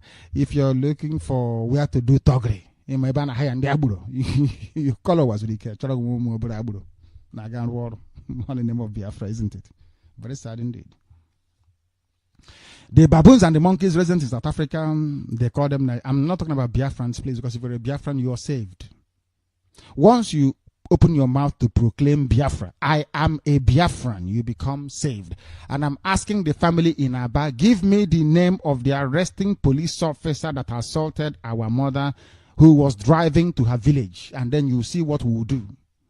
The name of the arresting police officer. After we finish with him, no other officer will attempt to arrest an IPOB member. Give us the name. We are saying it on air before we do anything, so you will know that we are the ones that did it when it happens. I need the name of the arresting officer, please. I'm begging you. Then people will know if we are serious or not. They will know how serious we are. Mad people. Mad people. Biafrans and also other residents, foreign nationals in South Africa have been asked to remain indoors up until the ongoing xenophobic attacks in the country is put under control. Black people are running about with sticks killing other black people in South Africa, not whites, mind you. Welcome to the dark continent. 4 months after the Zoological Republic government said it was going to intensify the search for oil in the Chad Basin to make Hausa people feel good. After all, if they find oil in the Chad Basin, they will say, Hausa will say, after all, we are also contributing. But they are doing everything they can. No oil has been found. It is also said that the prevailing security challenges in the area will deter it from its mission. Nothing, however, has been said about the plan, and some stakeholders in the oil and gas industry have said the zoo should not expect so much this year following the change of government at the federal level. There is no oil there. Why don't you go and sit down? They are saying it because they can say, you know, the way we castigate them on radio. I ask Awasa, what do you contribute to the national economy? Okonjo-Iweala, who is the coordinating minister for finance, have said The zoo called Nigeria depends on one product every blessed day for survival. What is the name of that product? Crude oil. Where is it coming from? Biafra land. The question therefore is, Awasa, what do you contribute to the economy? Zero. Yoruba, what do you bring? Of course, they bring fraud. Polluting, perching on your food to pollute it. They don't contribute anything. As annoying as a housefly, a polluting housefly. They bring nothing to the table. At least Awasa sucks blood, according to our dear sister, Masinachi from Aba, who wrote to me. Awasa suck oil as the mosquitoes does. Yoruba is polluting, of no use. If you beat it to a problem on top of your food, you have to discard your food. Very sad indeed. A former military head of state, an Awasa man, General Abu Salami Abubakar, on Thursday led the Minister of Petroleum and Resources, Mrs. Matreke, to a closed-door meeting with President Goodluck. I thought this man, I don't know how the zoo works. So is Abubakar now living at Aso Rock? He's always there, meeting Jonathan, discussing. I can't understand what a military dictator is doing. He was one of the people that convinced Jonathan to stand down or be killed. This choice was they told Jonathan, Stark, it's either you stand down or you will die in the process. And Jonathan hurriedly handed over to Buhari. He couldn't stand it. And when I was telling the Niger Delta militants that we need to be together, if you want Jonathan to survive, they said, no, we can do it by issuing threats. Buhari is there now. And you cannot do anything about it.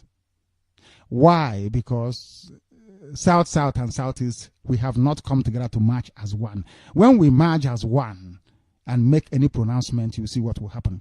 And as I'm saying this, was Rikes planning, how can I appear on a video with Asari to let them know that somehow we are, doing all we can to make South, and Southeast come together. There's called photo opportunity without any substance, because in the end it crumbles. It's like Jonathan calling for a confab. Initially when they were putting, confab, something is going to change. But I told you then that nothing will come out of it. And today, did anything come out of it? The answer is no.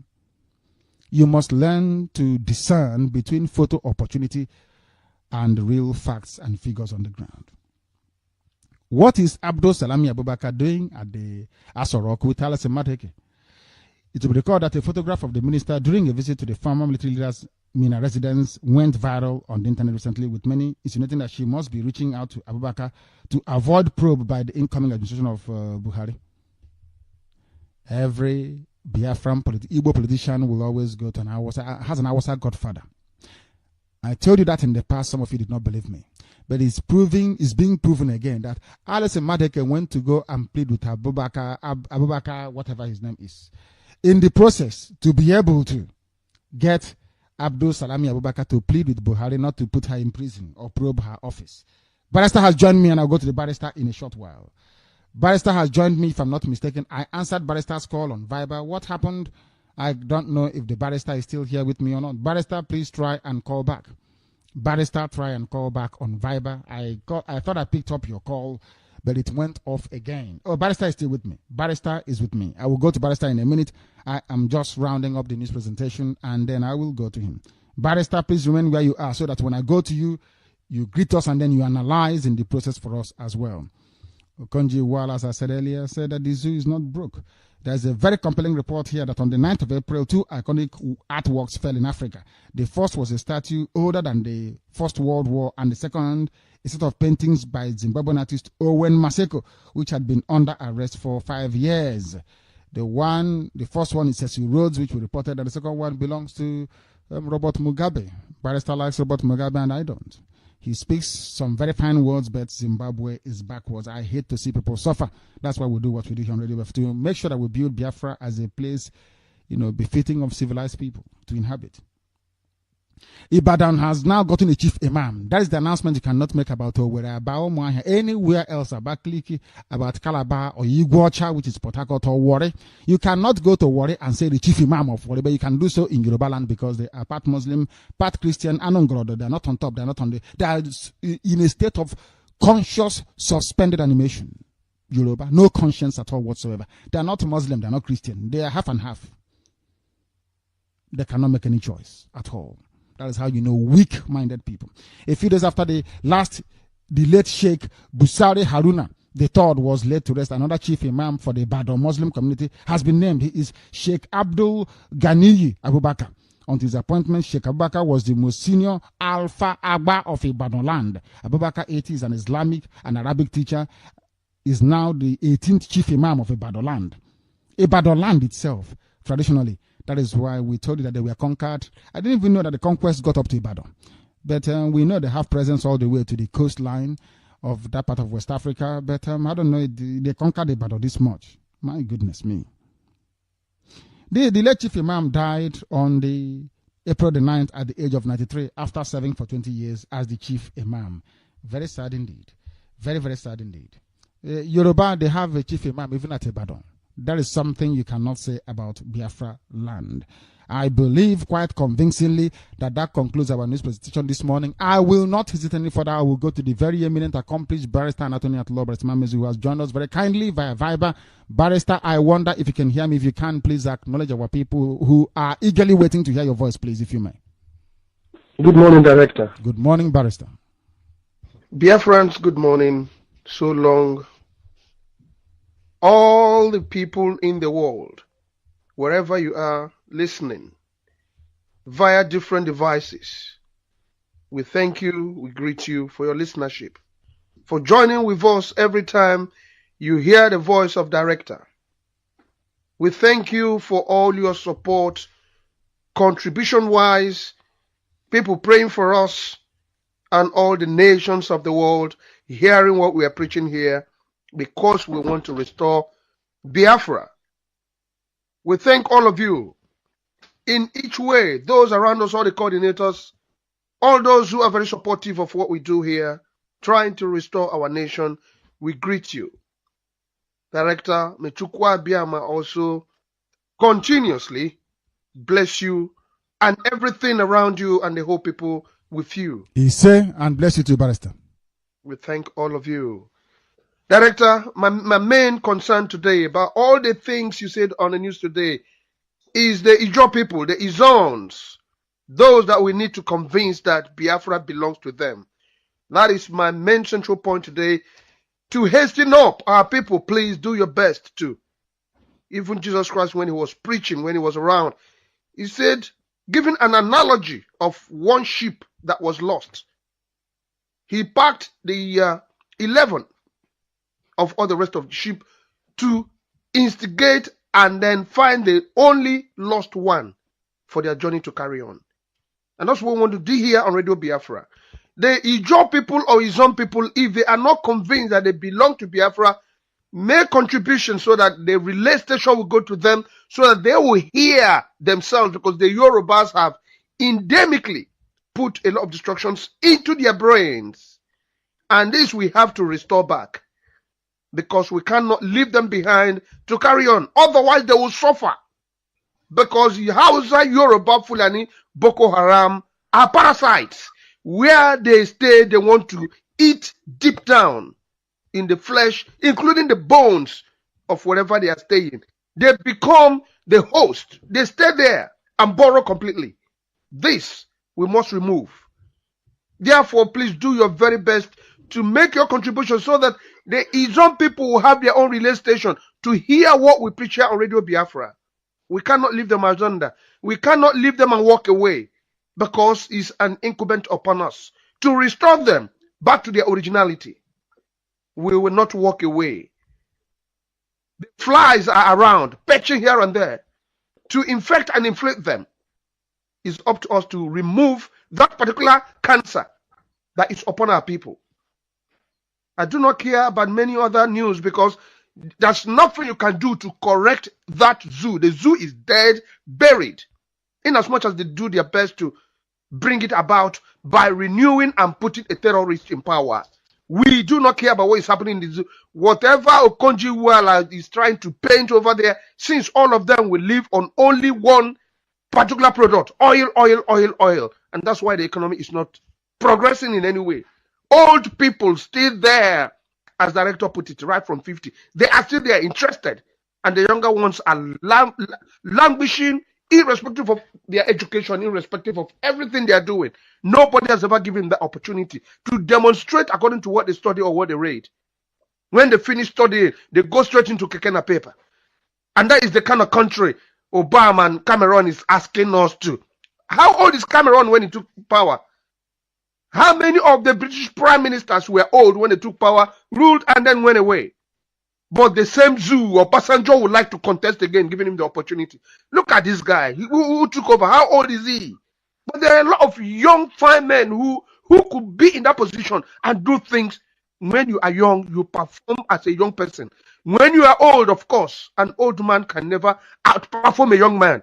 This is a fact of life. But there, what are they going there to do? To loot, to steal, to embezzle. That is all they do there. I want to be in power. Vote for me for politics. I want to be a senator. They kill in order to get there, to steal money and build houses. We are coming. And time is coming for all these things that they're doing there over in the zoo. And nobody is reacting about it. They are there year in, year out. The same thing is repeatedly positioned again. And that's a country that we should worship and we should talk about. This is very disgraceful. We do not care about what's happening in the zoo because the zoo has expired. Biafrans, get up.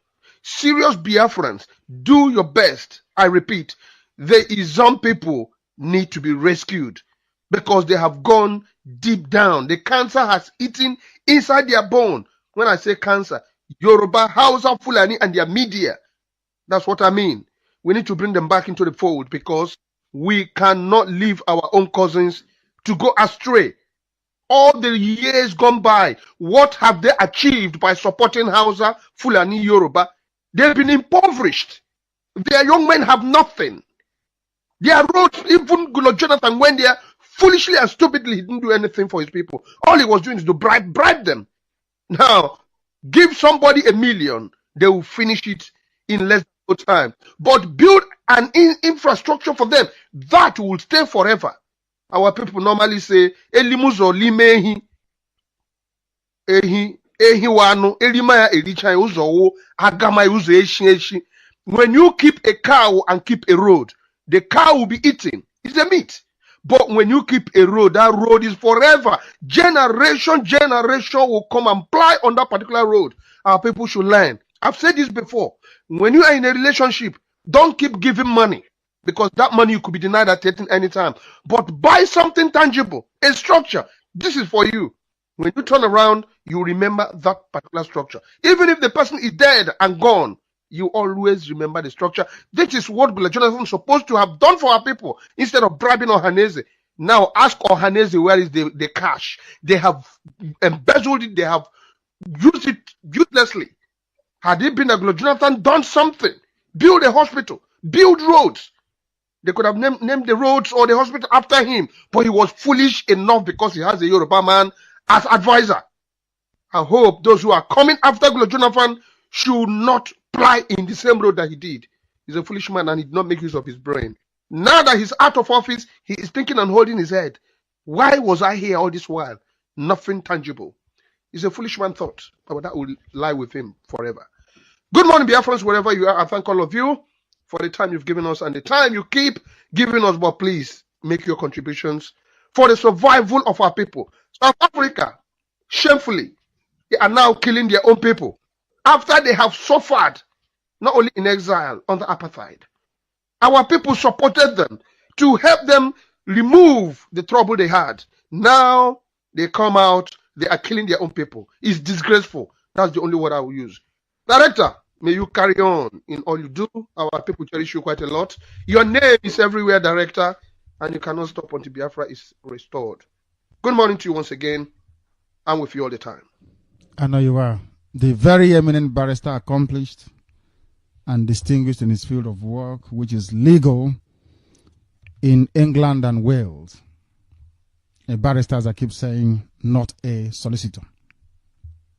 This is Radio Biafra. We are live and we are direct. And barrister having spoken, it is now time for us to open all avenues, all channels to take your calls this very morning and beyond, please. And may I please instruct, I know that some of our people are not given to following simple instructions, please. When I say that I want to be able to take calls on other platforms apart from the phone, I mean it. If you're going to call Radio Biafra, you're a principal officer of state to announce your meeting, call me through Facebook, please. The messenger. Call on Facebook. If you call me on Facebook, I will take your call if you are a principal officer of state. If not, I will not answer it. So stop wasting your time if you are a time waster. This is Radio Biafra. We are live and we are direct. And I am returning to Viber to see who is there to take their calls, of course, that we may proceed. That very caller, can you hear me? The caller on Viber, can you hear me? The caller on Viber, for goodness sake, I said, listen and talk to me, not through your radio, but through Viber. Can you hear me? Oh, these people. I don't know. I'm an Awasa Jinat, you know. You don't pay attention. It's rather very, very ridiculous. The caller on the phone, can you hear me? Yeah, good morning. Good morning. Your name and where you are, please. My name is Chibona Chinayen. I'm calling from Aba. I'm from Imo State, from Izmir, Mbise precisely. Thank you very much. Thank you. Please proceed. Director, God in heaven has sent thee for you. And I know too well that it's only those who are spiritual that understand this. Because I know too well that even the same time when God asked Moses to go tell Pharaoh that he should let his people go, I know that the Israelites there also, the Jews, were not all of them that concur with Moses. Even to the extent they said Moses should let them perish in this land. So also I know that there are some Biafrans who will also want to perish in this zoological Republic of Nigeria. But I know too well that as many that have come to make Biafra come to surface, to real, definitely the Lord will never leave them behind. Because I know too well, my spirit told me that indeed this is the time. Like I was in the village last week, I was talking to my dad about Biafra radio. He was so excited. Director, do you know what he told me? No. He said he will be glad to see Biafra before his death. I said, no, you are still young. Relax. You will see Biafra and you will enjoy Biafra. That is one thing I know. Because for me, I am spiritual. And I know that it's only those who are spiritual will understand this. I told some of my people, some of my friends, they say, see, we love you so much. We don't want you to perish. I say, perish for what? They said, because the terrorist who has been elected as the president, that Biafra did not emerge during Jonathan. Is it this period of time that it will emerge? I told them that, listen, it is not the will of he that runneth or he that winneth, but it is of God that showeth mercy. We don't need Jonathan to win Biafra. No. Not at all. We don't even need the terrorists. We don't need his approval. No. Because in as much as I'm concerned, he's a bastard. In as much as I am concerned, not to talk of the idiot that is sitting at the governorship seat over there. The idiot building mosque everywhere, even in the government house. One thing I know, Director, is this. The Lord is out to set Biafra free. And Biafra must be free. Because we don't bow down to any other thing. We bow down to Chukwuabiama, the only God who supersedes every all creature. Of course, we don't bow down before any other God. Not at all. It's the same God. Is that same God that delivered the children of Israel from the hand of Egyptians? Is still the same God that is going to deliver Biafra from Zoological Republic. I know that for sure. And indeed, my spirit has confirmed it. That's why even in my shop, they call me Biafra man. I say, yes, I am a Biafra man. In the street, when I talk about Biafra, they say, brother, you even joined. I say, yes, I am. I am a Biafran. And that is why, because in Biafra, we don't have Muslims in Biafra. Check all the states in Biafra, all the Biafra land. We don't have Muslims. So we are separated. I don't know what brought about. I served in the north. I see that we are too different from these people. If not, the only thing I learned from that youth service, I learned that we are not, there is no way, there is no how. We don't belong to these people. We don't have anything in common. In every aspect, even in skin, we don't have anything in common with these people. So I don't know why our people will not stand up to say we want Biafra. Can you imagine some of our brothers in Lagos? Everywhere, the hatred is getting so much. Even the so-called Ohanese Ndigo in Lagos State, I don't know. Of course. Everybody is after money. After money. After money. No one is after what happened later. What the unemployment in this country, everything that is happening in this country, they don't care.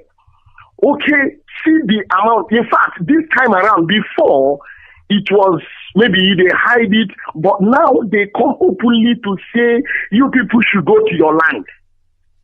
Okay, some time ago, when the Fashola started telling them, giving them all, taking all revenues, making things difficult for the Igbos. He said, if you don't want to stay in Lagos, go to your home, go to your land. So, looking at all these things, we don't have anything. We don't have any this thing with these people. No common. In fact, I don't know why our people will not come to develop their own land. Lagos today is the Igbos, is the Biafran people in that land. Just name them. Let's see now the director that all Biafran in Lagos leaves Lagos. Let us see how Lagos will be in the next 1 month. That place will be like where a region that is conquered. Let them just live peacefully. Let all Biafran leave Lagos and let us see how it will be. The same thing in Kanu. The same thing in Kaduna. Most of them, they are Igbos. Why not let them just leave that place and come? Then let those people see that it is the Igbos that feed them. It is the Igbos that feed them. But our people don't understand these things. Now we are talking about Biafra. Everybody, most of them are running. One of my friends told me that this guy, I love you so much. Oh, I don't want you to die. I said, die. It's better to die for something than to live for nothing. Exactly. My philosophy as well. My philosophy. So why living a life of depression? Why living a life that is not worth it? with these people. Why? But our people don't want to understand that. But what I want to tell you, Director, is this, that for sure, God have sent it. I have, because me, I test every spirit. Though when I started Fox at first, that should be 2 months ago, listening to Radio Biafra, I wanted to like misunderstand you, but I keep listening before the whole thing digested in me, and I began to see the reasons. See, Director, please keep preaching the gospel, the good news, because I know that you're not preaching man and you're not preaching the devil. You are really preaching the word of Chukwu Abiyama. And I know that he will never leave you nor forsake thee. One thing I know is that this, be courageous. We are behind you. Like me, I called the coordinator in Aba, that is the Umode chapter. So I will be joining them on Sunday here. And I know that this struggle, God will definitely give us our nation. God will definitely give us Biafra. There is nothing anybody can do about it. Whatsoever, see, let me tell you, yes, there is something I heard yesterday. There is something that I know I need to tell you. See, whether you're a Biafran, I'm talking to the whole world now. Let them hear me out. My name is Chibuna Chinenye Eze. See, one thing I want to tell them, anybody, whether you are a Biafran, whether you are not a Biafran, anybody who will stand to withhold this or to hinder this, see how the life of that person will be. God gives life and he takes life. Even the so-called Buhari or whosoever, if he tries it, he will lose his life. That is just it. God gives life and he takes life. And the whosoever that lives, whether you are bad or good, he should still remember that it is the same God, Chukwu Abiyama, that gives bread. And then whenever he said to work, my brother, whenever he said to work, nobody can hinder the work. That is one thing I believe. The same thing that happened in Israel, that in Egypt, will still repeat itself in Biafra in no distant time. It's still going to, because I know that God is going to harden the heart of many of these so-called theological people, that they will not let us go, and they will drown in the river. Because I know the same thing, God hardened the heart of Pharaoh. After he allowed the children of Israel to go, God still hardened his heart, and he started chasing them, and they all drowned in the Red Sea.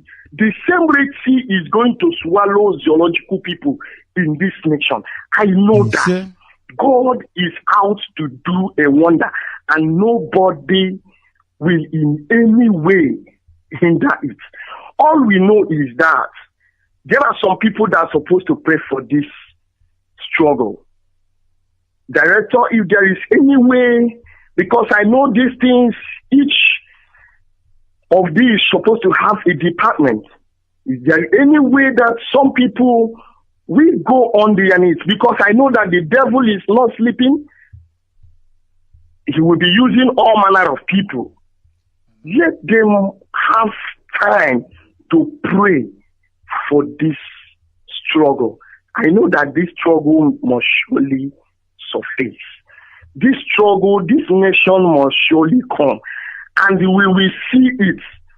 We are still praying that our people, the Ijo people, will still understand this. Let them, because I know that we cannot leave them behind. They are our brothers.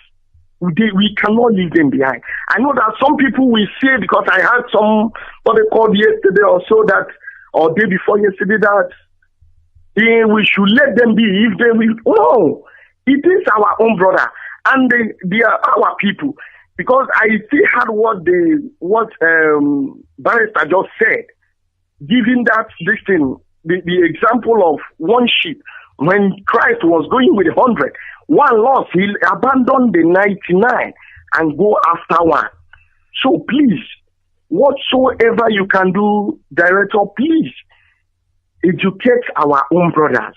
Educate them. Tell them the need. Let them know what they need. Because these people, they don't want us, but they want our resources. They don't want us, they want our land. Why? Is it supposed to be you don't want the people, but you want what the people have? It is not done that way. So please, Director, anyhow you can conscientize the mind of our people, the Ijaw people in Biafra, let them see reasons. I think it will be more better. Let us, because as I check out 2 causes, and when you keep but the chapter had it very easy. So please, my Director, thank you. May God bless you. May God protect you, protect your family.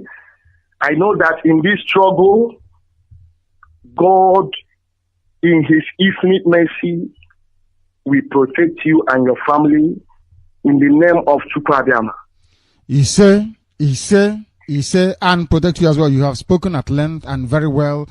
That was why I love to listen to people that make sense.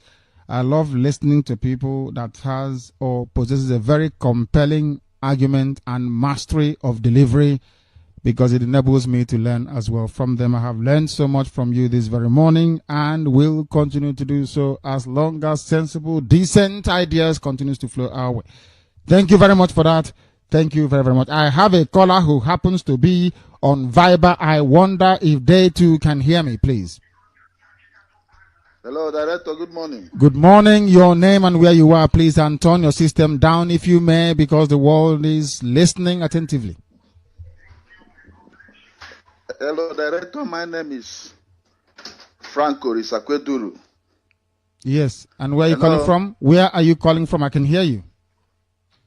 I'm calling from Spain, Director. Where in Spain are you exactly?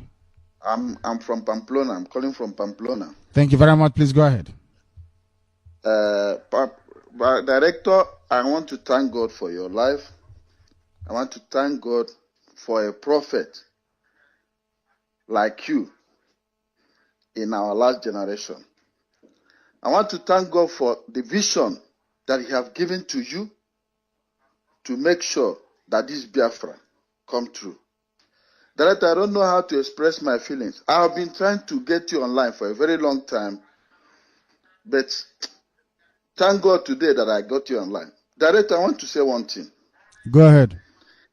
It's like we turn your system down. Hold on. Turn your system down, please. I can hear it.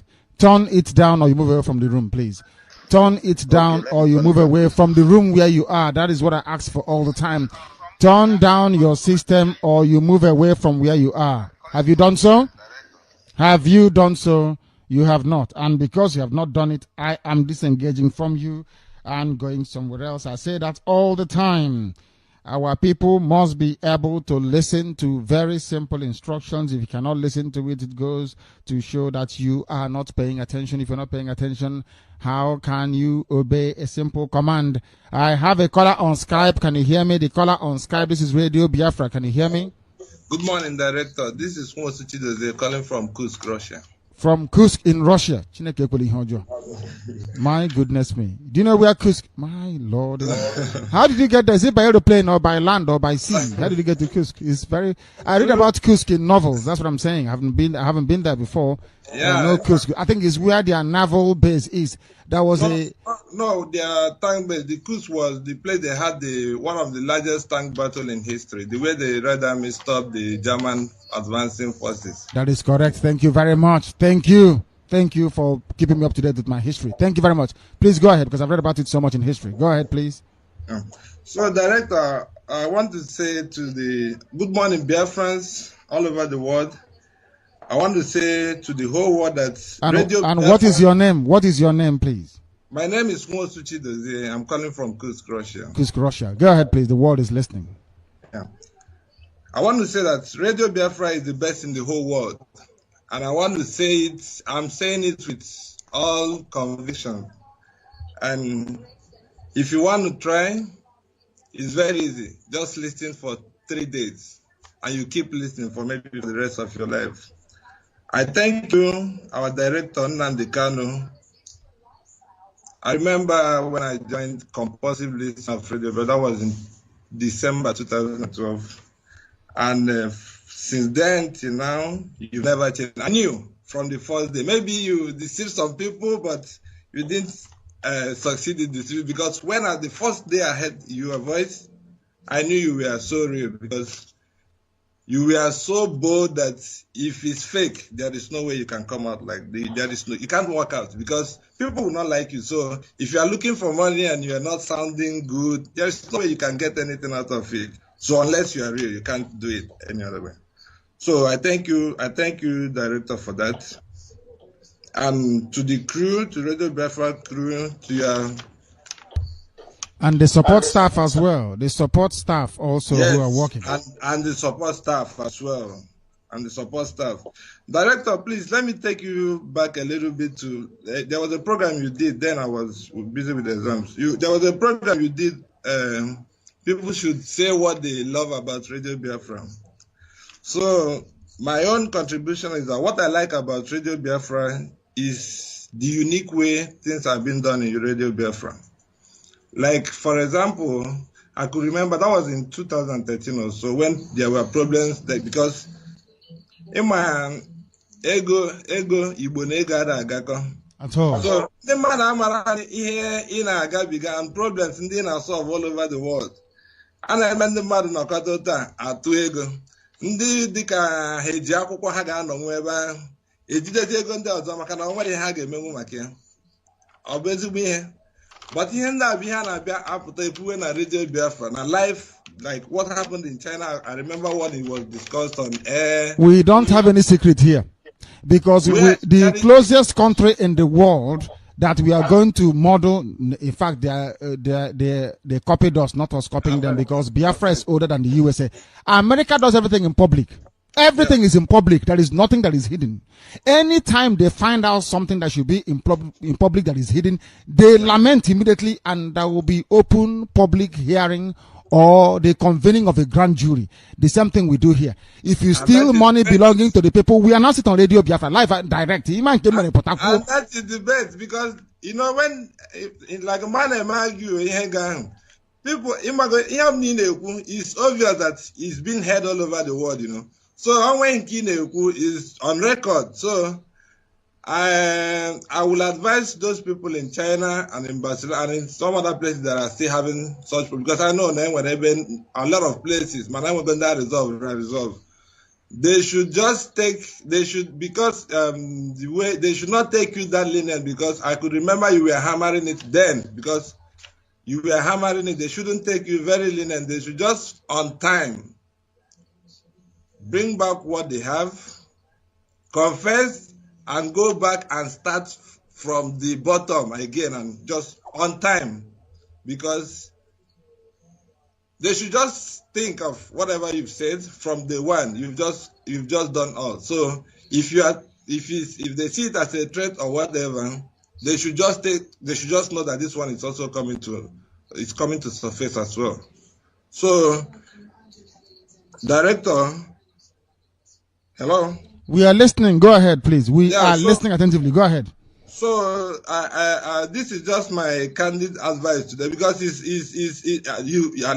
very simple, and it's as simple as that, because it baffles me the way you give people like posts, powers, things just like that. But people should not take it for granted, because if they do, they suffer the consequence immediately. Of course. Immediately, I don't waste time. Of course, because you see it's real. There's nothing fake about it, and that's the best life.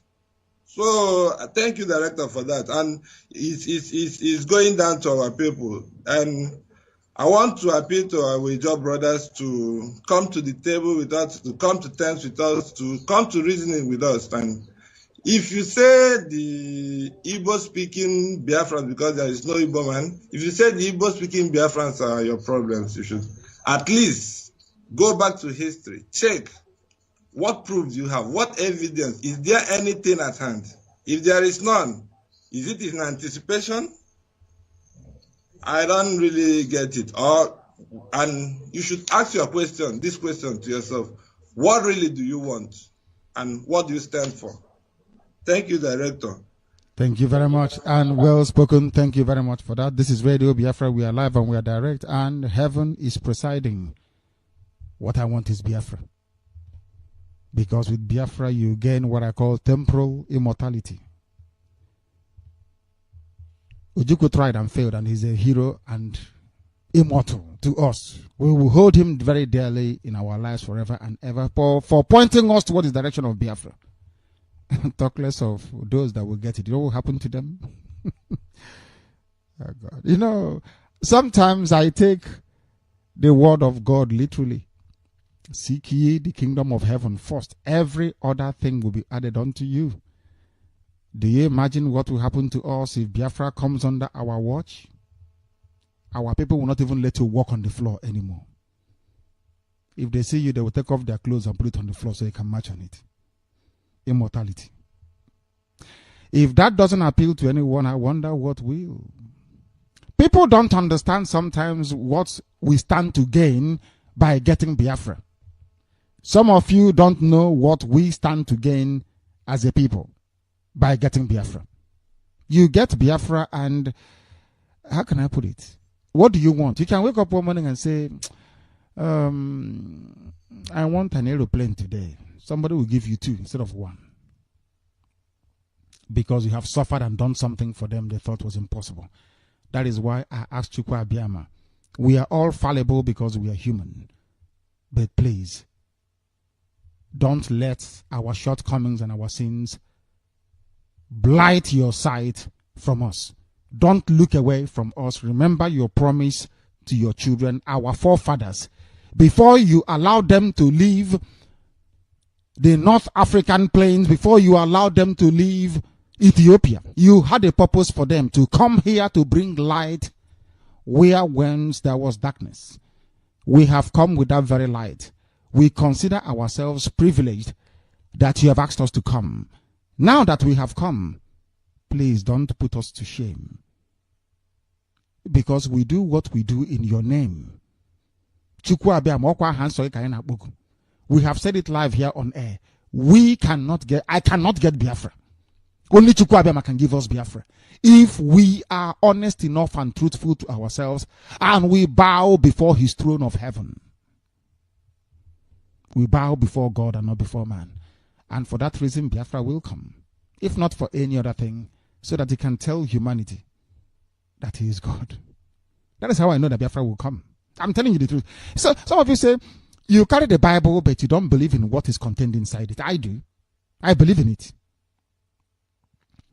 When they say that Chukwu Abiyama is omnipotent, that there is nothing he is incapable of doing because he's creation, I believe it. And because I am somebody that loves to experiment, I seek knowledge, quest for truth is insatiable. I love reading a lot. Because of that, I said to Chukwu Abiyama, that thing you said your words must come to pass. Remember the ones you also told my ancestors that you did not bring them here to enslave them. You brought them here that they can bring light. That's why we have Ihe in our names. Ihe, light. That is why we answer Ihe. Ihe, light is in our name that we bear. Let that light shine in our lives and upon the lives of your children, that humanity may look this way and say, indeed, their God is the true God to worship. And that his name is Chukwu Abiyama, is in heaven. The only greeting we offer is Mama, because he is beautiful and his name is holy. This is Radio Biafra. I have a caller on Viber, I presume. Is that correct? Yes, Director. Good morning, Director. Good morning to you, my dear brother. Please give us your name and where you're calling from, if you may. My name is Ebinimi Kombo. I'm calling from London. Thank you very, very much. The whole world is listening. Where do you come from in Biafra land, please? I'm from Nimbe, Nembe Kingdom, Ijo land. Thank you very much. Please tell me that Ijo people will not disappoint us. That is what the world wants to hear. No. That is what I'm calling for. That is the reason why I'm calling. I am calling because sometimes I hear people say so-called Ijo brothers. We are not so-called. We are one. But why hold on? Why are Ijo youth giving all these press conference? Are we fighting for freedom? Are we fighting to guide oil pipeline belonging to Yoruba men? Are we security guard in our own land for oil being taken from our land or what? What is happening? That is what is exactly making me go crazy. You understand? Actually, when I hear these things, I'm going crazy because I am fighting for freedom. You understand? I respect what you're doing. You understand? With utmost respect, I respect what you're doing and I appreciate what you're doing for our people. But most people do have to understand and say, where you have people that will sabotage you, even in the Biafra land, even in Ijo land, anywhere you have people that will support you and people that will disappoint you. You understand? That's why people don't understand. I'm an Ijo man and we are all brothers. From history, from time, we have been one people before we were divided. Of course. You know? Yes, we are one people. I don't see how people say so-called. I understand where they come from. Sometimes people are ignorant about life. You know, I'm not ignorant. I know I want to support this cause. I've phoned you before and I said to you, I want to support. I don't mind myself even coming back home when this struggle starts because I'm here. I don't know what we are doing here. Everybody who's traveling, like a friendly. I like that. I like that. I don't know what we. Yeah, we don't know what we are doing in London. It's not where we come from. Do we come from London? And when the London, are we from London? The answer is no. No, I'm not from London. Simple. You know, I don't understand why we, as people from Biafra, are having a big problem with each other. We are family. We are one. We are one, you know? Of course. And I like what you are saying about the Christianity. You know, the Bible. It's all fallacy. You know, it's religion. Religion is politics. It's all tricks. I understand what is going on. I was born a Christian, but I don't really follow the Christian movement because how can you follow a movement, that enslave your people for hundreds of years? I don't understand that. I think our forefathers will be crying in their grave for seeing us going. I don't understand, you know. Neither do I. You understand? Of course, I don't understand either. I don't. Yeah, they'll be crying because how can we as I would say, just say the word Africans, follow something that use us for so long, and we still follow them and go to the churches and pray and bow down and like you say your is ROC. I even use that word now as a general comment, not because of I use it as like a statement, say ROC, because I understand where you're coming from. It's an enlightenment, and I respect what you're doing for the world. I respect your opinions. I agree with whatever you say. I'm not disputing. And the thing that is annoying me now is that these people that are the Fulani Hausa people, they don't like us. You know, I remember I used to go to the north back in days. I used to go to the west. They used to say, what do they call us? They used to call us Ajekutama Mumi or some word like, you know, some derogatory words, you know. And I was thinking, I was young, I didn't understand that till now. Now I understand that they don't like us at all. But they want something that, like the other guy was saying, they want something that we have. They want the resources, they want the land, because they don't have nothing up there. I've been there, they don't have nothing, they don't have jack shit. Nothing at all. So, director, please, just try and be patient with these Ijo people. I know I'm from there. We are very hot-headed people. We are very hot-headed. I know that. I'm a hot-headed man. It's everywhere. Do you know that is one thing that unites us in common? Do you know that we are every Biafran clan? We are hot-headed people. Do you know that? We are naturally stubborn. We are very, very stubborn people and hot-headed. Very, very. If somebody is looking for something that unites us together, that is one thing that will tell you that we are one. Because if you don't come from the same bloodline, you cannot share the same characteristics. Everybody is stubborn. Exactly. Because you are from one person, from one father. Yes. That is one thing. Anyway, thank you very much for your call. I'm very grateful. And Director, lastly, please, can you just send me a number where I can make some contributions, you know, even if it's, you know, little things, so I can contribute to this cause, because I'm really interested and I appreciate what you're doing. I cannot just be listening to your radio and don't support. Even if I buy something, or just send me a number privately. Let me contribute, please. Yeah, I will do so. Thank you very much. I will. Thank you very much, sir. Thank you. Thank you very much. And you too. And please come try and attend. I think London. Well, you're in London. London is meeting on Saturday. They'll be looking forward to seeing you there at the meeting. Go to the meeting on Saturday. Okay. Thank you very much. Thank you. I'm not sure you will call us again to ask us about Ejo anymore. I said we are one. When the chips are down, you know, some of you don't believe in the things that comes out of your own mouth, but I believe in mine. I want to see, they say blood is thicker than water. I want to see, in this day and age, how possible it's going to be for an Ijaw person to go and join our, say, Hausa Fulani or Yoruba. I want to see it. I want to see it. Because I know that blood is thicker than water. At the end of the day, you go to your family. No matter what, you can make mistakes and run to them because you want one contract or the other, but in the end, you will always go to your people because blood is thicker than water. Why did we vote for Jonathan? Those that voted, that is. Because blood is thicker than water. Very simple, isn't it? Simple logic. And Chukwu Abiyama is doing something very miraculous in our people. He is showing us the way and the light, the truth, the path that will lead us to life. That's exactly what we are doing. To illuminate that very road. Chukwu Abiyama has paved it already. All we're doing is to shine light on it so you can see it. That is all. This is Radio Biafra. It's exceptionally formidable, my goodness me. The whole world is attention as we preach this very gospel. You may not like it now, but upon reflection after 2-3 days, you will come to accept it as gospel, as the truth. We don't feel sorry for ourselves. There's no need to. Don't feel sorry for me. We must go forward to do this very work. Don't setbacks, yeah. People will steal our money and run away. That is life. Some people are thieves anyway, naturally. That is part of it. But are we going to prevail after all of that? Yes, we will. Yes, we will. Of course, we will. It doesn't matter what you do. We will prevail. This is Radio Biafra. I'm giving dispensation this very morning to callers calling from abroad. Please, your name and where you are. The caller on Viber. This is Radio Biafra. Sir. Yes, please. Your name again. I didn't get that. Your name again. My name is Chris Aka Onyemachi. I'm calling from Geneva. I'm a native of Amokwitem in Bandai local government. Thank you very much. Geneva is on the line from Switzerland. Thank you. Please go proceed if you may. Director, I have a suggestion that I want to make. Go ahead and make it. It's about, you remember I called you sometime, I think it was last year, and I told you it's important for us to mount a protest in front of BBC headquarters in London.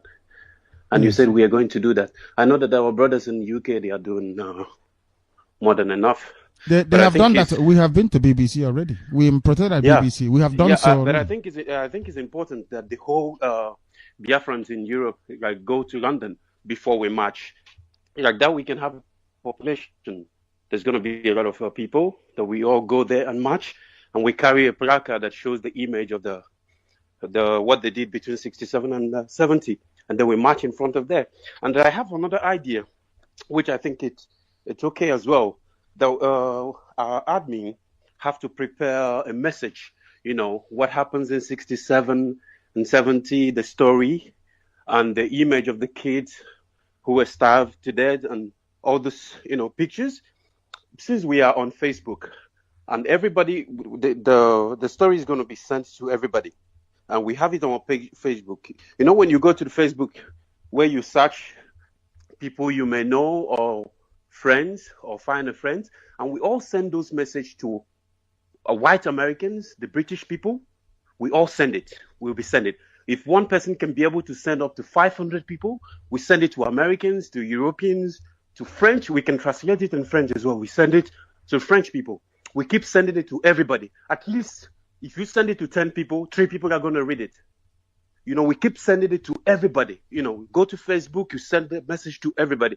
And when we do that, like that, when we start a march, once this, the government, like the British government or the American government try to support Nigerian government, now they will see their people are going to rise against them because they have seen what happens before and their government are trying to do the same thing again. Now the whole world will be aware of what is going on. I think that it's important as well. Like that, we can carry our own message and we can, make people understand what's going on before, because there's a lot of people in Europe and America who doesn't know anything about Biafra. If we can send a lot of people that message, the message will be well prepared, and then we can, target a lot of people. I myself, I can send up to 500 people. If my other brother can send up to 500 people, it doesn't mean you don't need to know these people. You can just type a random name on Facebook and keep sending those messages to people. And one person can actually receive 2. It doesn't matter. And when you receive 2 messages in your inbox, you get, what is this? And then you will try to read it to find out what is it. And then like that we can, people will be aware of Biafra as well. Thank you very much for your advice. It's a very welcome one. It's a nice one. It's a wonderful one, and something we are doing already. That is why what we are trying to do is to saturate our land, first of all, with media. As I said, our newspaper, our television will go a long way in doing that. We have finalized everything. We've acquired a printing press. So we are going to, as I told Ifajin of our time was Rike, you are finished. There is nothing you can do about it anymore. Finished, completely gone. Our media will roll. Our press, our newspapers will be out. It's free newspaper. It is going to be published imminently. We are asking all our journalists, those that came to us before, to keep contributing. What you said we're going to do, we are going to lobby the British public. We are going to talk to American public, not to the politicians, because Islam is controlling them. We want to talk to ordinary Americans, ordinary British people, ordinary Europeans who understand and empathize with us to come and support us in this great quest, because there is a wind of change blowing across Africa right now. It is very ominous. Very dark clouds are coming in, and it will not be laden with rain. It will be soaked with blood. It will be soaked with blood. And there is nothing the world can do about it unless Biafra stands to checkmate this advance of the kingdom of Satan. We must stop it, because we are the light. We represent the light. Thank you very much, Madam, for calling. Thank you for that. This is Radio Biafra, the caller on the phone. I wonder if you can hear me. Can you hear me? Yes, good morning, sir. Good morning, sir. Good morning. Your name and where you are, please. I'm Chinedu calling from Onisha. What is your full name, please? Okay, Chinedu Ikoku. Ikoku. Calling from Onisha. Thank you very much. Where do you come from, Ikoku? Are you related to Avan Ikoku? No. That is a surname. Thank you very much. Thank you. And the caller on Viber, stay where you are, will come to you. Please go ahead. Ikoku, go ahead. Okay. Yeah, I want to thank you once again for all your good work. Thank you. And I want to talk about our people, those who call and complain about people who do not agree with them, who say they are the ones that are failures. I mean, those who call to complain. You don't have to complain. We are commanded to go and preach. Anybody who do not agree, just shake your foot, remove dust on your sandal and move forward. Everybody must not be choosing to do this work. Some will stay behind, and those who were choosing will join the rest until we achieve it. And also, what I want to say again is those who are already converted. This thing is talking about a kingdom of God. I mean, if you are being converted and you've not changed from your old character, I mean, you are setting us backward. If you are being converted, I mean, as a Biafran, you become a Biafran, and you've not changed from your old character. You still smoke Indian, doing sort of things, misbehaving. It will be very difficult for you to convert others, because people are looking for responsible people. When they tell you the truth, you will also see the truth in them. You see, let us appear as what we are. That's my advice to people. You see, we are representing the light. I mean, light of the world. We are representing the light of the world. So I'm advising my brothers, my sisters, hey, don't be an Agbolo person. And Biafra soon be looking at an Agbolo. No, it will not help the propagation of this gospel, this truth, this Biafra. It will not help us. It will not help us. Let us begin to behave. Let our behavior showcase what Biafra is. Biafra is talking about change. It's talking about beauty. It's talking about truth. He's talking about kingdom of God. He's talking about everything good in this world. You see, he's talking about ability. He's talking about potential. He's talking about excellency. You see, that's what people should know. When you go to somebody, he didn't agree with you. Let me tell you, people don't believe that I will be among the people talking about Biafra today. Because I am well respected somebody. I don't talk it, I don't do anyhow. So even they are surprised when I come to discuss with somebody about Biafra, to go and listen to the radio as it should continue to listen. They will say, even you too. What brings you so? They won't even ask me questions. They won't talk. Rather, they will go straight and do what I said. Why? They know that I don't do anyhow. Whatever I do is, people value it. And before I do anything, I will know what it will. Where it's reading me to. So this is the way we carry this gospel. We represent what we preach. We represent what we preach. They will first of all see it in us. We don't do anyhow. We change it. Therefore, change our character. It changed our immune system. Everything about us, from bad to good. Once we begin to speak about Biafra, let me tell you, we begin to have revelations. We begin to say, look at the kingdom of God coming here on earth. You see, people don't understand what you are preaching. Sometimes they will call you and begin to quote Bible. Let me tell you, if you are quoting Bible without receiving dialect from God, you are quoting nonsense. After you read your Bible finish, you must stay behind and listen to to the divine word from God, from heaven. You see, what we read in the Bible is about those who show us the way. How they serve their God. Then, and we see what God told them. Then we pick them and I put it in us and also begin to receive in the spirit direct from God. No, the way God wants to use us here on earth. That is the purpose of man. We are not meant to be like any other person. We are not meant to be like Moses, to be like Joshua, but to copy every good thing that comes from Moses, comes from Joshua, then add it to the one that God has that God has given us now. So it will help us in everything. That is what I want to tell everybody. I also hear what you said about Nigerian telecommunication. Maybe they want to sell it to private companies.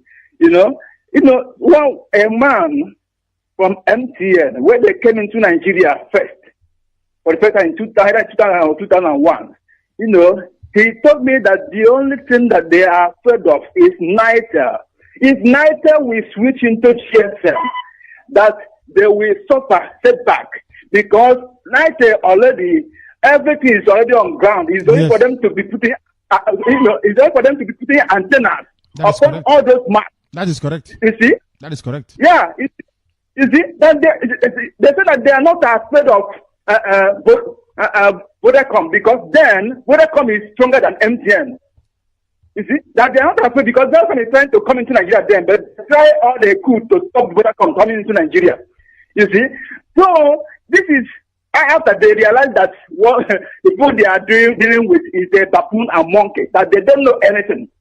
You see, that's why MTN conquered Nigeria, conquered every Africa. That MTN is booming in all the Africa today. It's Nigerian money. That is true. That is correct. It's money that comes from Nigeria. You see, because we are baboons and monkeys, until today they will not learn. They will not learn. You see. So please, and Ikoku, hold on. When you say money coming from Nigeria, where is that money coming from? Please be specific so that the people will know. This is my property, in the Biafran land. In the Biafran land, please, I know we said by calling Nigeria. We are just coming out so we can we may continue to make this. Yes. Yes, please. But it's money that comes from Biafran land. You see, that settled the whole Africa through MTN. So hold on, can we then say that anywhere you see MTN booming and enjoying, it is the oil coming from Biafra land that is making it possible for you to see all those yellow signs on MTN? Is that correct? Yes. Yeah. Hey, this is good. So please, I encourage you, don't get angry when people try to, argue with you. And I want to tell people, please don't call this station to argue about this thing. You said that they should call you on Sunday. They won't talk about Bible. They shouldn't be calling other days. Yes. To throw us back. Bible lesson is only on Sunday morning. Sunday morning program is for Bible lesson. If you want to discuss Bible, Sunday morning we read the scriptures. No other time, please. Yeah. I thank you for everything. May God bless you. May God continue to bless us. I tell you, very soon we all are going to rejoice. Forever. Thank you. You see, and the fire is catching everywhere. Even reasonable businessmen are calling. When reasonable business, not traders. There's a difference between trading and business. When reasonable businessmen begin to call, you know the game is over. And you know one thing about it is that we never disappoint. Instead of us to go back, we only go forward, from strength to strength under the guidance of heaven. The caller on Skype, I wonder if you're there. Can you hear me? The caller on Skype, can you hear me, please? This is Radio Biafra. There is a caller on Skype. For the very last time, I wonder if you can hear me, the caller on Skype. I don't think so. The caller on Viber, can you hear me? Yes, sir. Good morning, Director. Good morning, please. Your name and where you are, if you may. Director, my name is Chukwuemeka Afuzi. I'm from Orumba South Local Government Area, Anambra State, Biafra Land. Thank you. And where are you calling from? India. From India. Thank you very much. Please go ahead. Director, I will start by saying good morning to you and good morning to all Biafrans all over the world. Good evening to some of you and good afternoon to some of you wherever you are. Director, please, before I go to the main point, the reason why I'm calling this morning, I must start by saying a very big thanks to you because when I was listening to the gospel yesterday, I heard you say that Nigeria is not a nation. It's not. And I pitched myself and I said, what? And you said, go and Google what is a nation. And to be honest to you, with my knowledge, I'm over 30 years now. I never one day thought of going to Google what a nation is. I was amazed to go to Google yesterday and found out myself without being told by someone else from the road the meaning of a nation. I must say a very big thank you for the education you have given to us all over the world, the whole Biafrans, because our ignorant and greedy have never given us time to sit down and think about ourselves. Director, please, my calling this morning is not all about the news headline today. I have one problem that has been disturbing me since I've started listening to Radio Biafra since 2009. I am a member in London. Wow. And now I'm a member here in India. I am a diehard Biafran and I am 100% sure behind what we are doing. But Director, please, you are a very good leader. You are a very good organizer. The way you are leading us, the way you are teaching us, the way you are doing everything, Director, everything is excellent. A few minutes ago, you talked about our hero, our father, Chukwuemeka Dim Odumegwu Ojukwu. Wherever he is today, Director, I know he will be happy listening to our voice, seeing from above what we are doing. But Director, what disturbs me now is, let us not repeat the same mistake, because I believe Biafra did not lose the war during 1967 to 1970. I believe the reason why we give up lays to one thing: poor preparation, Director. I might use that word poor preparation, but if I'm wrong, please correct me, Director. And I'm going to give the reason why I use poor preparation. The Nigerian government, the zoo government, they know there was no food, that we are running out of food, there was no ammunition and everything down, and they use it to starve our people, and millions of people died in Kwashiorkor. Director, please, my fear now. Yes, go ahead. Why was it that when you wanted to say your fears, the line just unceremoniously went off? Can you hear me? The line is still here. supposedly. Is. Sorry, I've been listening. sorry. Please repeat. Can you hear me? Hello? Can you hear me? He's no longer there. That's it. The line went off, and please do try and call us back. I want to understand precisely what you are talking about. Very, very important you do so. Very, very critical that you do so. There are those calling us on our WhatsApp line, which is +447831308376. The line will ring and I won't answer it, because if I pick up that call, it is over £1 per minute and I won't answer it. I repeat, there are people calling +4478313083. Is our WhatsApp line and also our Viber line. I will not answer it. If I answer it, it's too expensive. I won't answer it, so please stop calling it. Stop calling. We have reconnected with our dear brother. Can you hear me, please? Hello, Director? Yes, can you hear me? You were saying something before the line went off. Director, Yes. please. Sorry, I'm using my phone and the call came in and the phone went off. Okay, sorry about that. Go ahead. Please, what I'm saying is this, Director, please. I believe through the election, I believe we have more than 2 to 3, 4 million Biafrans all over the world, even in Nigeria now, Director, please. I've said this before. I want it to be considered, put it into consideration. Can we please have what is called a reserve money that is coming in every month in terms of defense fund, in terms of monthly dues, all fine to support the radio so that all the principal officers, all the people staff that are working with you will be taken good. Can you hear me? I think he's gone again because someone is calling him. I don't know why. Some people, in fairness to them, there are a few of our brothers, not a few, I think there are about 3 people that have actually called me to ask me, how are you people getting on? Do you have cars to move about? Do you have money to put oil in the generator? Are you feeding? 3 of them, if they like, with their permission, I can mention their names. They have called us. And they will call us and they will give us some funds. One is in Hong Kong, one is in Amsterdam, the other one is Indonesia. And to give us reasonable money. To say, use this to feed. And to be honest with you, from that money, that is how we sometimes feed the army as well from it. And people don't support the way they should. Do you know what will happen if all of you listening were to support us? That means when you wake up by this time next week, everywhere in Biafra land and West Africa will be saturated with news coming from transistor radio, because I will be able to pay off the remaining part of the antenna which they are constructing for us for our AM station. It means we will be able to plant our high frequency signal receive stations in all the areas of Biafra land. It means that a Joe will no longer go and say about good Yoruba people. We'll do so much. Ask anybody, we don't save any dime. Everything you give us, we spend on Biafra. Do you know why we do that?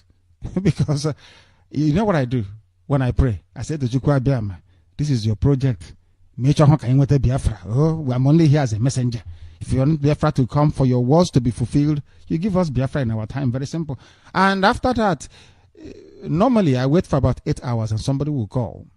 That's all. And say, Enugu station is not working. How do we fix it? I will tell the person the amount that is needed and they will give us the money and we go and fix it. But there is a far more deeper spiritual attack in Enugu which we must resolve, and we are working on it very profusely. Please, I hasten to add. Therefore, if it touches your mind, your spirit, your body and soul to support what we are doing, you are at liberty to do so. If you like, you support. If you like, you don't. Biafra will come anyway. Do you know that? It doesn't matter what you do. If you support, that means you're charitable. Because I can't beg you to support. Because Biafra is not my own.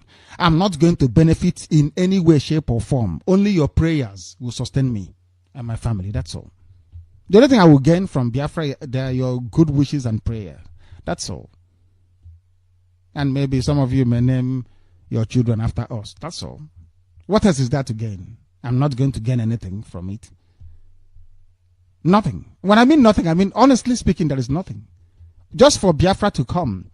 That when I go to heaven and see Chukwu Abiyama, I will say to him, you asked me to do something, you gave me the courage and the conviction to do it, and that thing was done. You did not allow Satan to come into me. to deceive me or to sidetrack me. Because of that, I will praise your name forever and ever. That's all. That's all. The only thing I will gain. I'm telling you the truth. Therefore, this army needs to be fed. The people working for you, they left their jobs. These are prosperous people.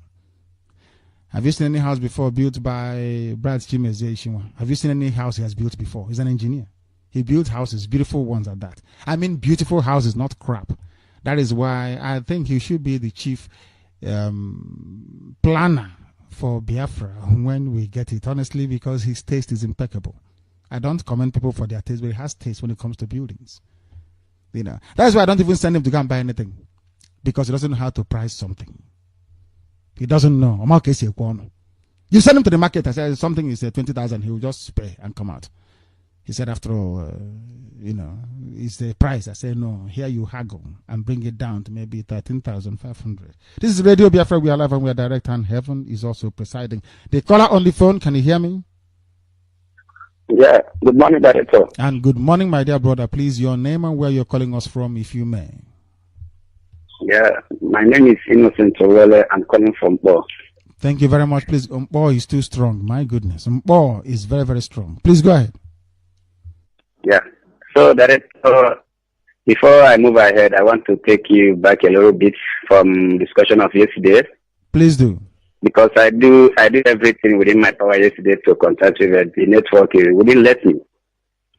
Yesterday, you are talking of Nigeria, not a nation. It is not. And if you go to my Facebook wall, you will see it. It's on my Facebook wall. I don't accept too many friends. People must know that. So I do apologize. If you've been sending a friend's request for the past 6 months, I'm so sorry about that. I don't accept every person that comes along. If you go there, you read about a nation, what it means. Anybody calling Nigeria a nation is not educated or incapable of madman. He's a lunatic. Yeah. Please go ahead. It's an illiterate. It's an illiterate. So that is the one thing I wanted to say this one, because I had why this man, Yoruba man with white head all over his head and everywhere. Shoyinka. Many times he say as talented as he is and keep on calling Nigeria nation, and he doesn't know what a nation means. Can you believe that? Hold on. Can you believe that somebody who won a Nobel laureate doesn't know the meaning of a nation? A black man. That's the problem. I mean, it's astonishing. Baboons. They are baboons. Monkeys are baboons. And tomorrow he call himself, he say he's a learned man. I keep on wondering what learned he is. Later the Yoruba media.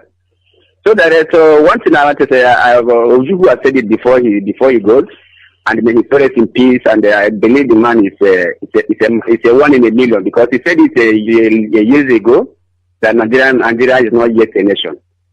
And when you said it yesterday, I concur to that.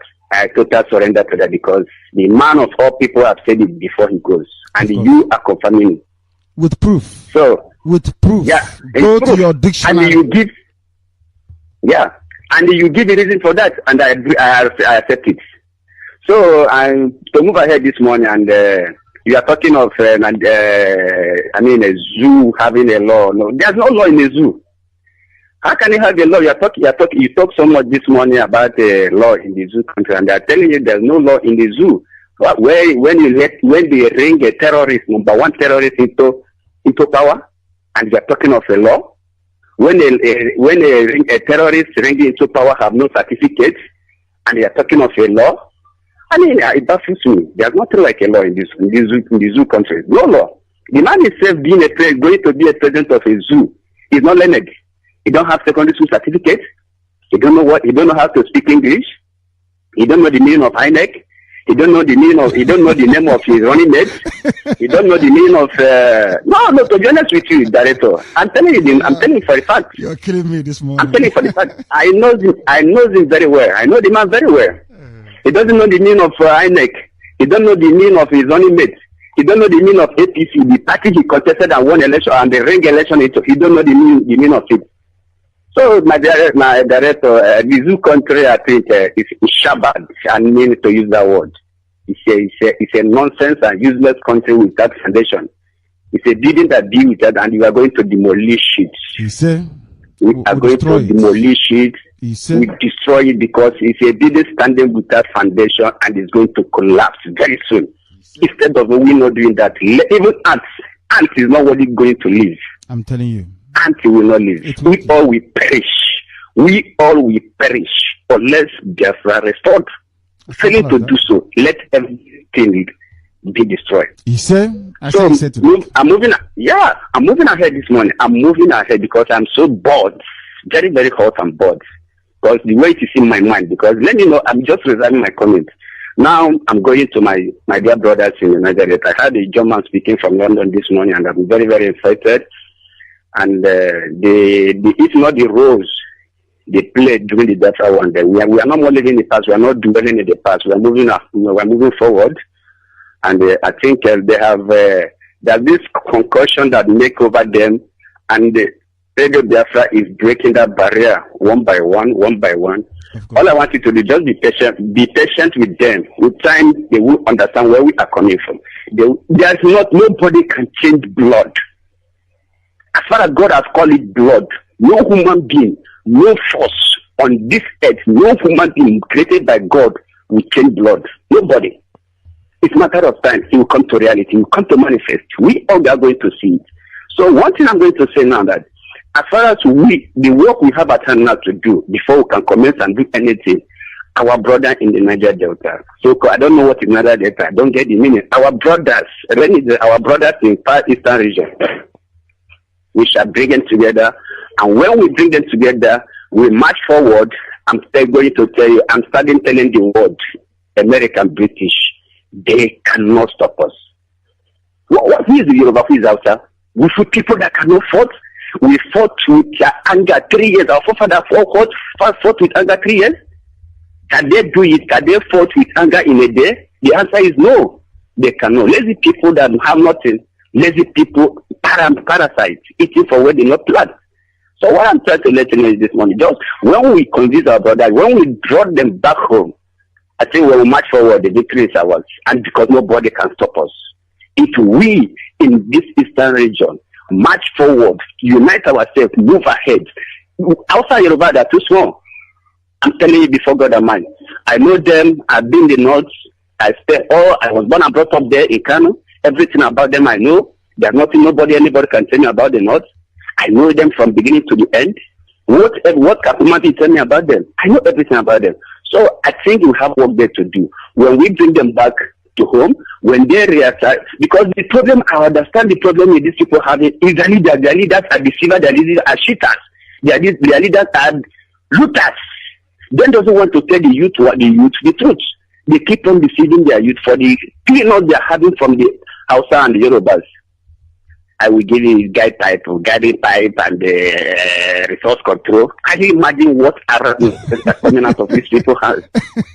Can you be guiding pipe in your father's house? And somebody is leaving your father's house and you are guiding your father's house for somebody to live in? Security guard. I mean, you're a security guard in your father's compound. In your father's home, you're a security guard and a stranger is living in your father's house and you are guiding your father's house for security, for strangers to live. Oh my goodness. I'm sick in that time. Very, very sick. Don't be. That's the issue. I'm not because I'm very hot. The way it is in my mind, director.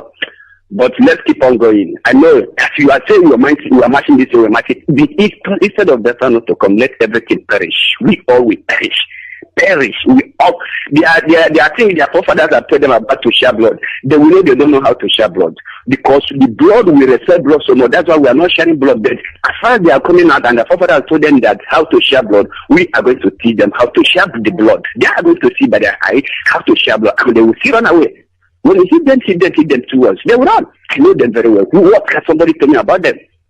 And just like in Zogo in type went to come to Hausa man. I know them very well. So director, I keep on and I thank you a lot, and I have a lot to say. But let me give chance for others to contribute. Maybe who of them are guide and protect and guide you in your families. Nothing will harm you. Nothing. Thank you. We'll get back to Nketara. It's impossible. Heaven asked me to come. Not man. Did anybody say they asked me to come? Person is a liar. Heaven asked me to come. The message was passed to me by my deputy, Uchemefo. He pressured me for 2 years to fund Radio Biafra. And that was what we did. And Biafra came. It will be told in the story. We shall tell it. We are live and we are direct. There is an experiment I want people to do this morning. A very simple and worthwhile experiment. Do you know what the experiment is? I want those of you listening via multiple platforms, please. I want you to go to your browser and open up 3 pages on your browser. I want to destroy the myth of state creation in Africa. I want to let you know why Africa is poor, why people are so wretched, and why Chukwu Abịama has indeed abandoned Africa, unless now that we have come to preach the truth. And this morning, I want you to understand why Radio Biafra is unsurpassed in the history of broadcasting even before we came. Open 3 browsers on your computer or laptop or whatever, iPad or whatever. Any pad you're using. Open 3 browser pages. In the first one, you type in who created the world. On the second one, you type in who created Nigeria. On the third one, in fact, make it 4. The third one, you type in, make it 5, in fact. First one, who created the world. Second one, who created Nigeria. Third one, who created United States of America. Fourth one, who created United Kingdom. Fifth one, who created France. And the sixth one, perhaps, who created Germany. You will see one devastatingly obvious fact. Chukwu Abịama, the white man, call him God, created heavens and the earth. His creation, which confers ownership. I want you to understand there is something hidden behind creation. If you create something, you claim ownership of it. When your father and your mother get together to give birth to you, they are creating you. That is why they tell you the school to go to the uniform to wear, how to brush your teeth. They own you. I want you to understand there is something in ownership about creation. We worship Chukwu Abịama today because he created human. He created man and woman, created heavens and the earth. Is that not correct? You must worship him. Why did even the Bible say you must respect your mother and your father? Because they created you. Without them, you wouldn't be here. Or without Chukwu Abịama's mercy, you wouldn't be here. Now you will see something. Chukwu Abịama created the heavens and the earth. That's why we worship him. The British created Nigeria. It is there. Very clear. I said open it and you will see this morning. Who created what? Confers ownership. Because the British created Nigeria, they own that very place. They own your brain. That is why you remain poor forever. Who created America? You will see nothing like creation. They will tell about founding fathers. Who created France? They will say they migrated from here and there. Nobody created them. All these countries, they are nations because they are organic. Their emergence is as a result of the fusing together of maybe people under one value system. Is there. You will see it. You will never hear that anybody created America. Nobody created United Kingdom. Nobody created France. Nobody created Germany. They emerged organically as nations should. But today, very clearly, you will see Britain created Nigeria. I told them that they should be afraid. I told them that we are educated. You have to be very, very afraid, I'm telling you. I'm telling you the truth. That is where Biafra will come. There is no amount of... Where do you want to drag us to? Which realm or discipline do you want us to go to? You will come out disgraced. After yesterday and this morning, I'm not sure you look at Wole Soyinka again as a learned man, will you? They can swallow dictionary and try to perhaps bamboozle you with very complex words and grammar. That doesn't cut the eyes with me. The content of your brain is what I defer to. And in as much as the definition of a nation is concerned, I find them wholesomely wanting. I find them wanting. Intellectually, they are nowhere to be found. Because Nigeria isn't a nation. It was created by somebody. And the essence of creation is ownership. If you create something, you own the patent to it. Japan created Honda, so they own Honda. You create something, you own it. Your child may grow to be your, but at least when mom or dad is calling, they know mom or dad is calling. Because they own you. Up until a few years ago, even when I'm speaking to my dad, even on the phone, I stand up. Out of respect. Because you're speaking to your father. I don't talk to my father anyhow. And my mom, I can't. I can't bring myself to. Because they created me by the grace of heaven. When somebody creates you, they own you. Britain created the zoo called Nigeria. They own it. That is why they can come and take the oil without paying for it. That is why they can tell you, oh, why don't you embrace diversity? Britain, but you said you're a Christian country. Why can't I say I am from Christian Biafra?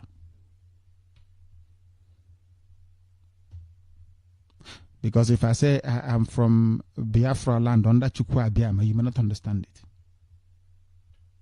Which is where we come from. Our ancestors had no intermediary. They worshipped heaven straight away. We are live and we are direct. The time now is approximately 10 minutes past 10 in the morning. We have been live for nearly 3 hours and we must call it, because I have calls to make and things to do today. You must forgive me. I thought I could have run for 4 hours, but that is no longer possible. We are going to reconvene, if it is possible, in the afternoon, if possible in the evening. We are here to serve you. What else? But we need your help and support to continue this very work. If you have not supported before, try supporting. If you have supported in the past, try supporting even once again and consistently. An army to feed, weapons to buy is not easy. You want us to defeat the zoo, you must give us the tools to do so. And that tool is your support, please. Very, very critical. Very, very important. We'll reconvene either this afternoon or this evening, depending on our diary. But some people woke up this morning not knowing, or this afternoon or evening, depending on where you are, who Chukwu Abiyama is now, they know. Some of you woke up with doubt about our relationship with our own flesh and blood. Hey, Joe people, they are our flesh and blood, for goodness sake. Now you know that we are together in this. Some of you woke up wondering what Biafra is all about. Today you have also been educated to that very fact. Most of you woke up wondering, why did they say that Biafra is the kingdom of God upon the face of the earth? Now you know that indeed Biafra is our religion. Here on radio, Biafra is where we worship. And we worship Chukwu Abiyama, not man. Because only him is God. You know, sometimes we say it here on radio, people don't understand. I grew up in Anglican church. I was a chorist. I used to sing in the choir. I'm not sure I possess the same voice anymore. But the closest approximation you can get to true Christianity is Seventh-day Adventist Church and Jehovah's Witness. If those two can combine, you have pure Christianity. Man is fallible, we know. Sabbath and Ama Jehovah. You get the closest to how a Christian should live. And I don't attend any of them. But that is the truth. Maybe also today, you now know we speak the truth. No matter who likes it, regardless of who hates it. Because Chukwu Abiyama is God. And he will guide and bless, nurture, sustain each and every one of you and your families. But more importantly, Chukwu Abiyama will bless his kingdom upon the face of the earth called Biafra. Whilst we wait to come back again live either this afternoon or this evening, from me, from here, this very time, it is simply good morning.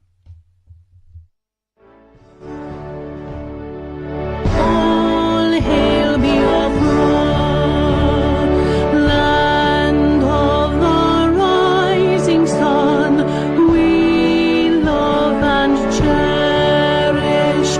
We have vanquished our enemies.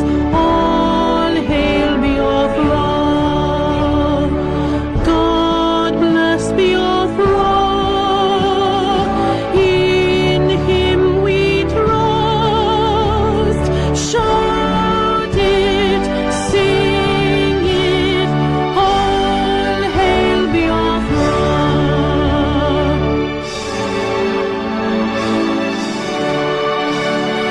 God bless Biafra.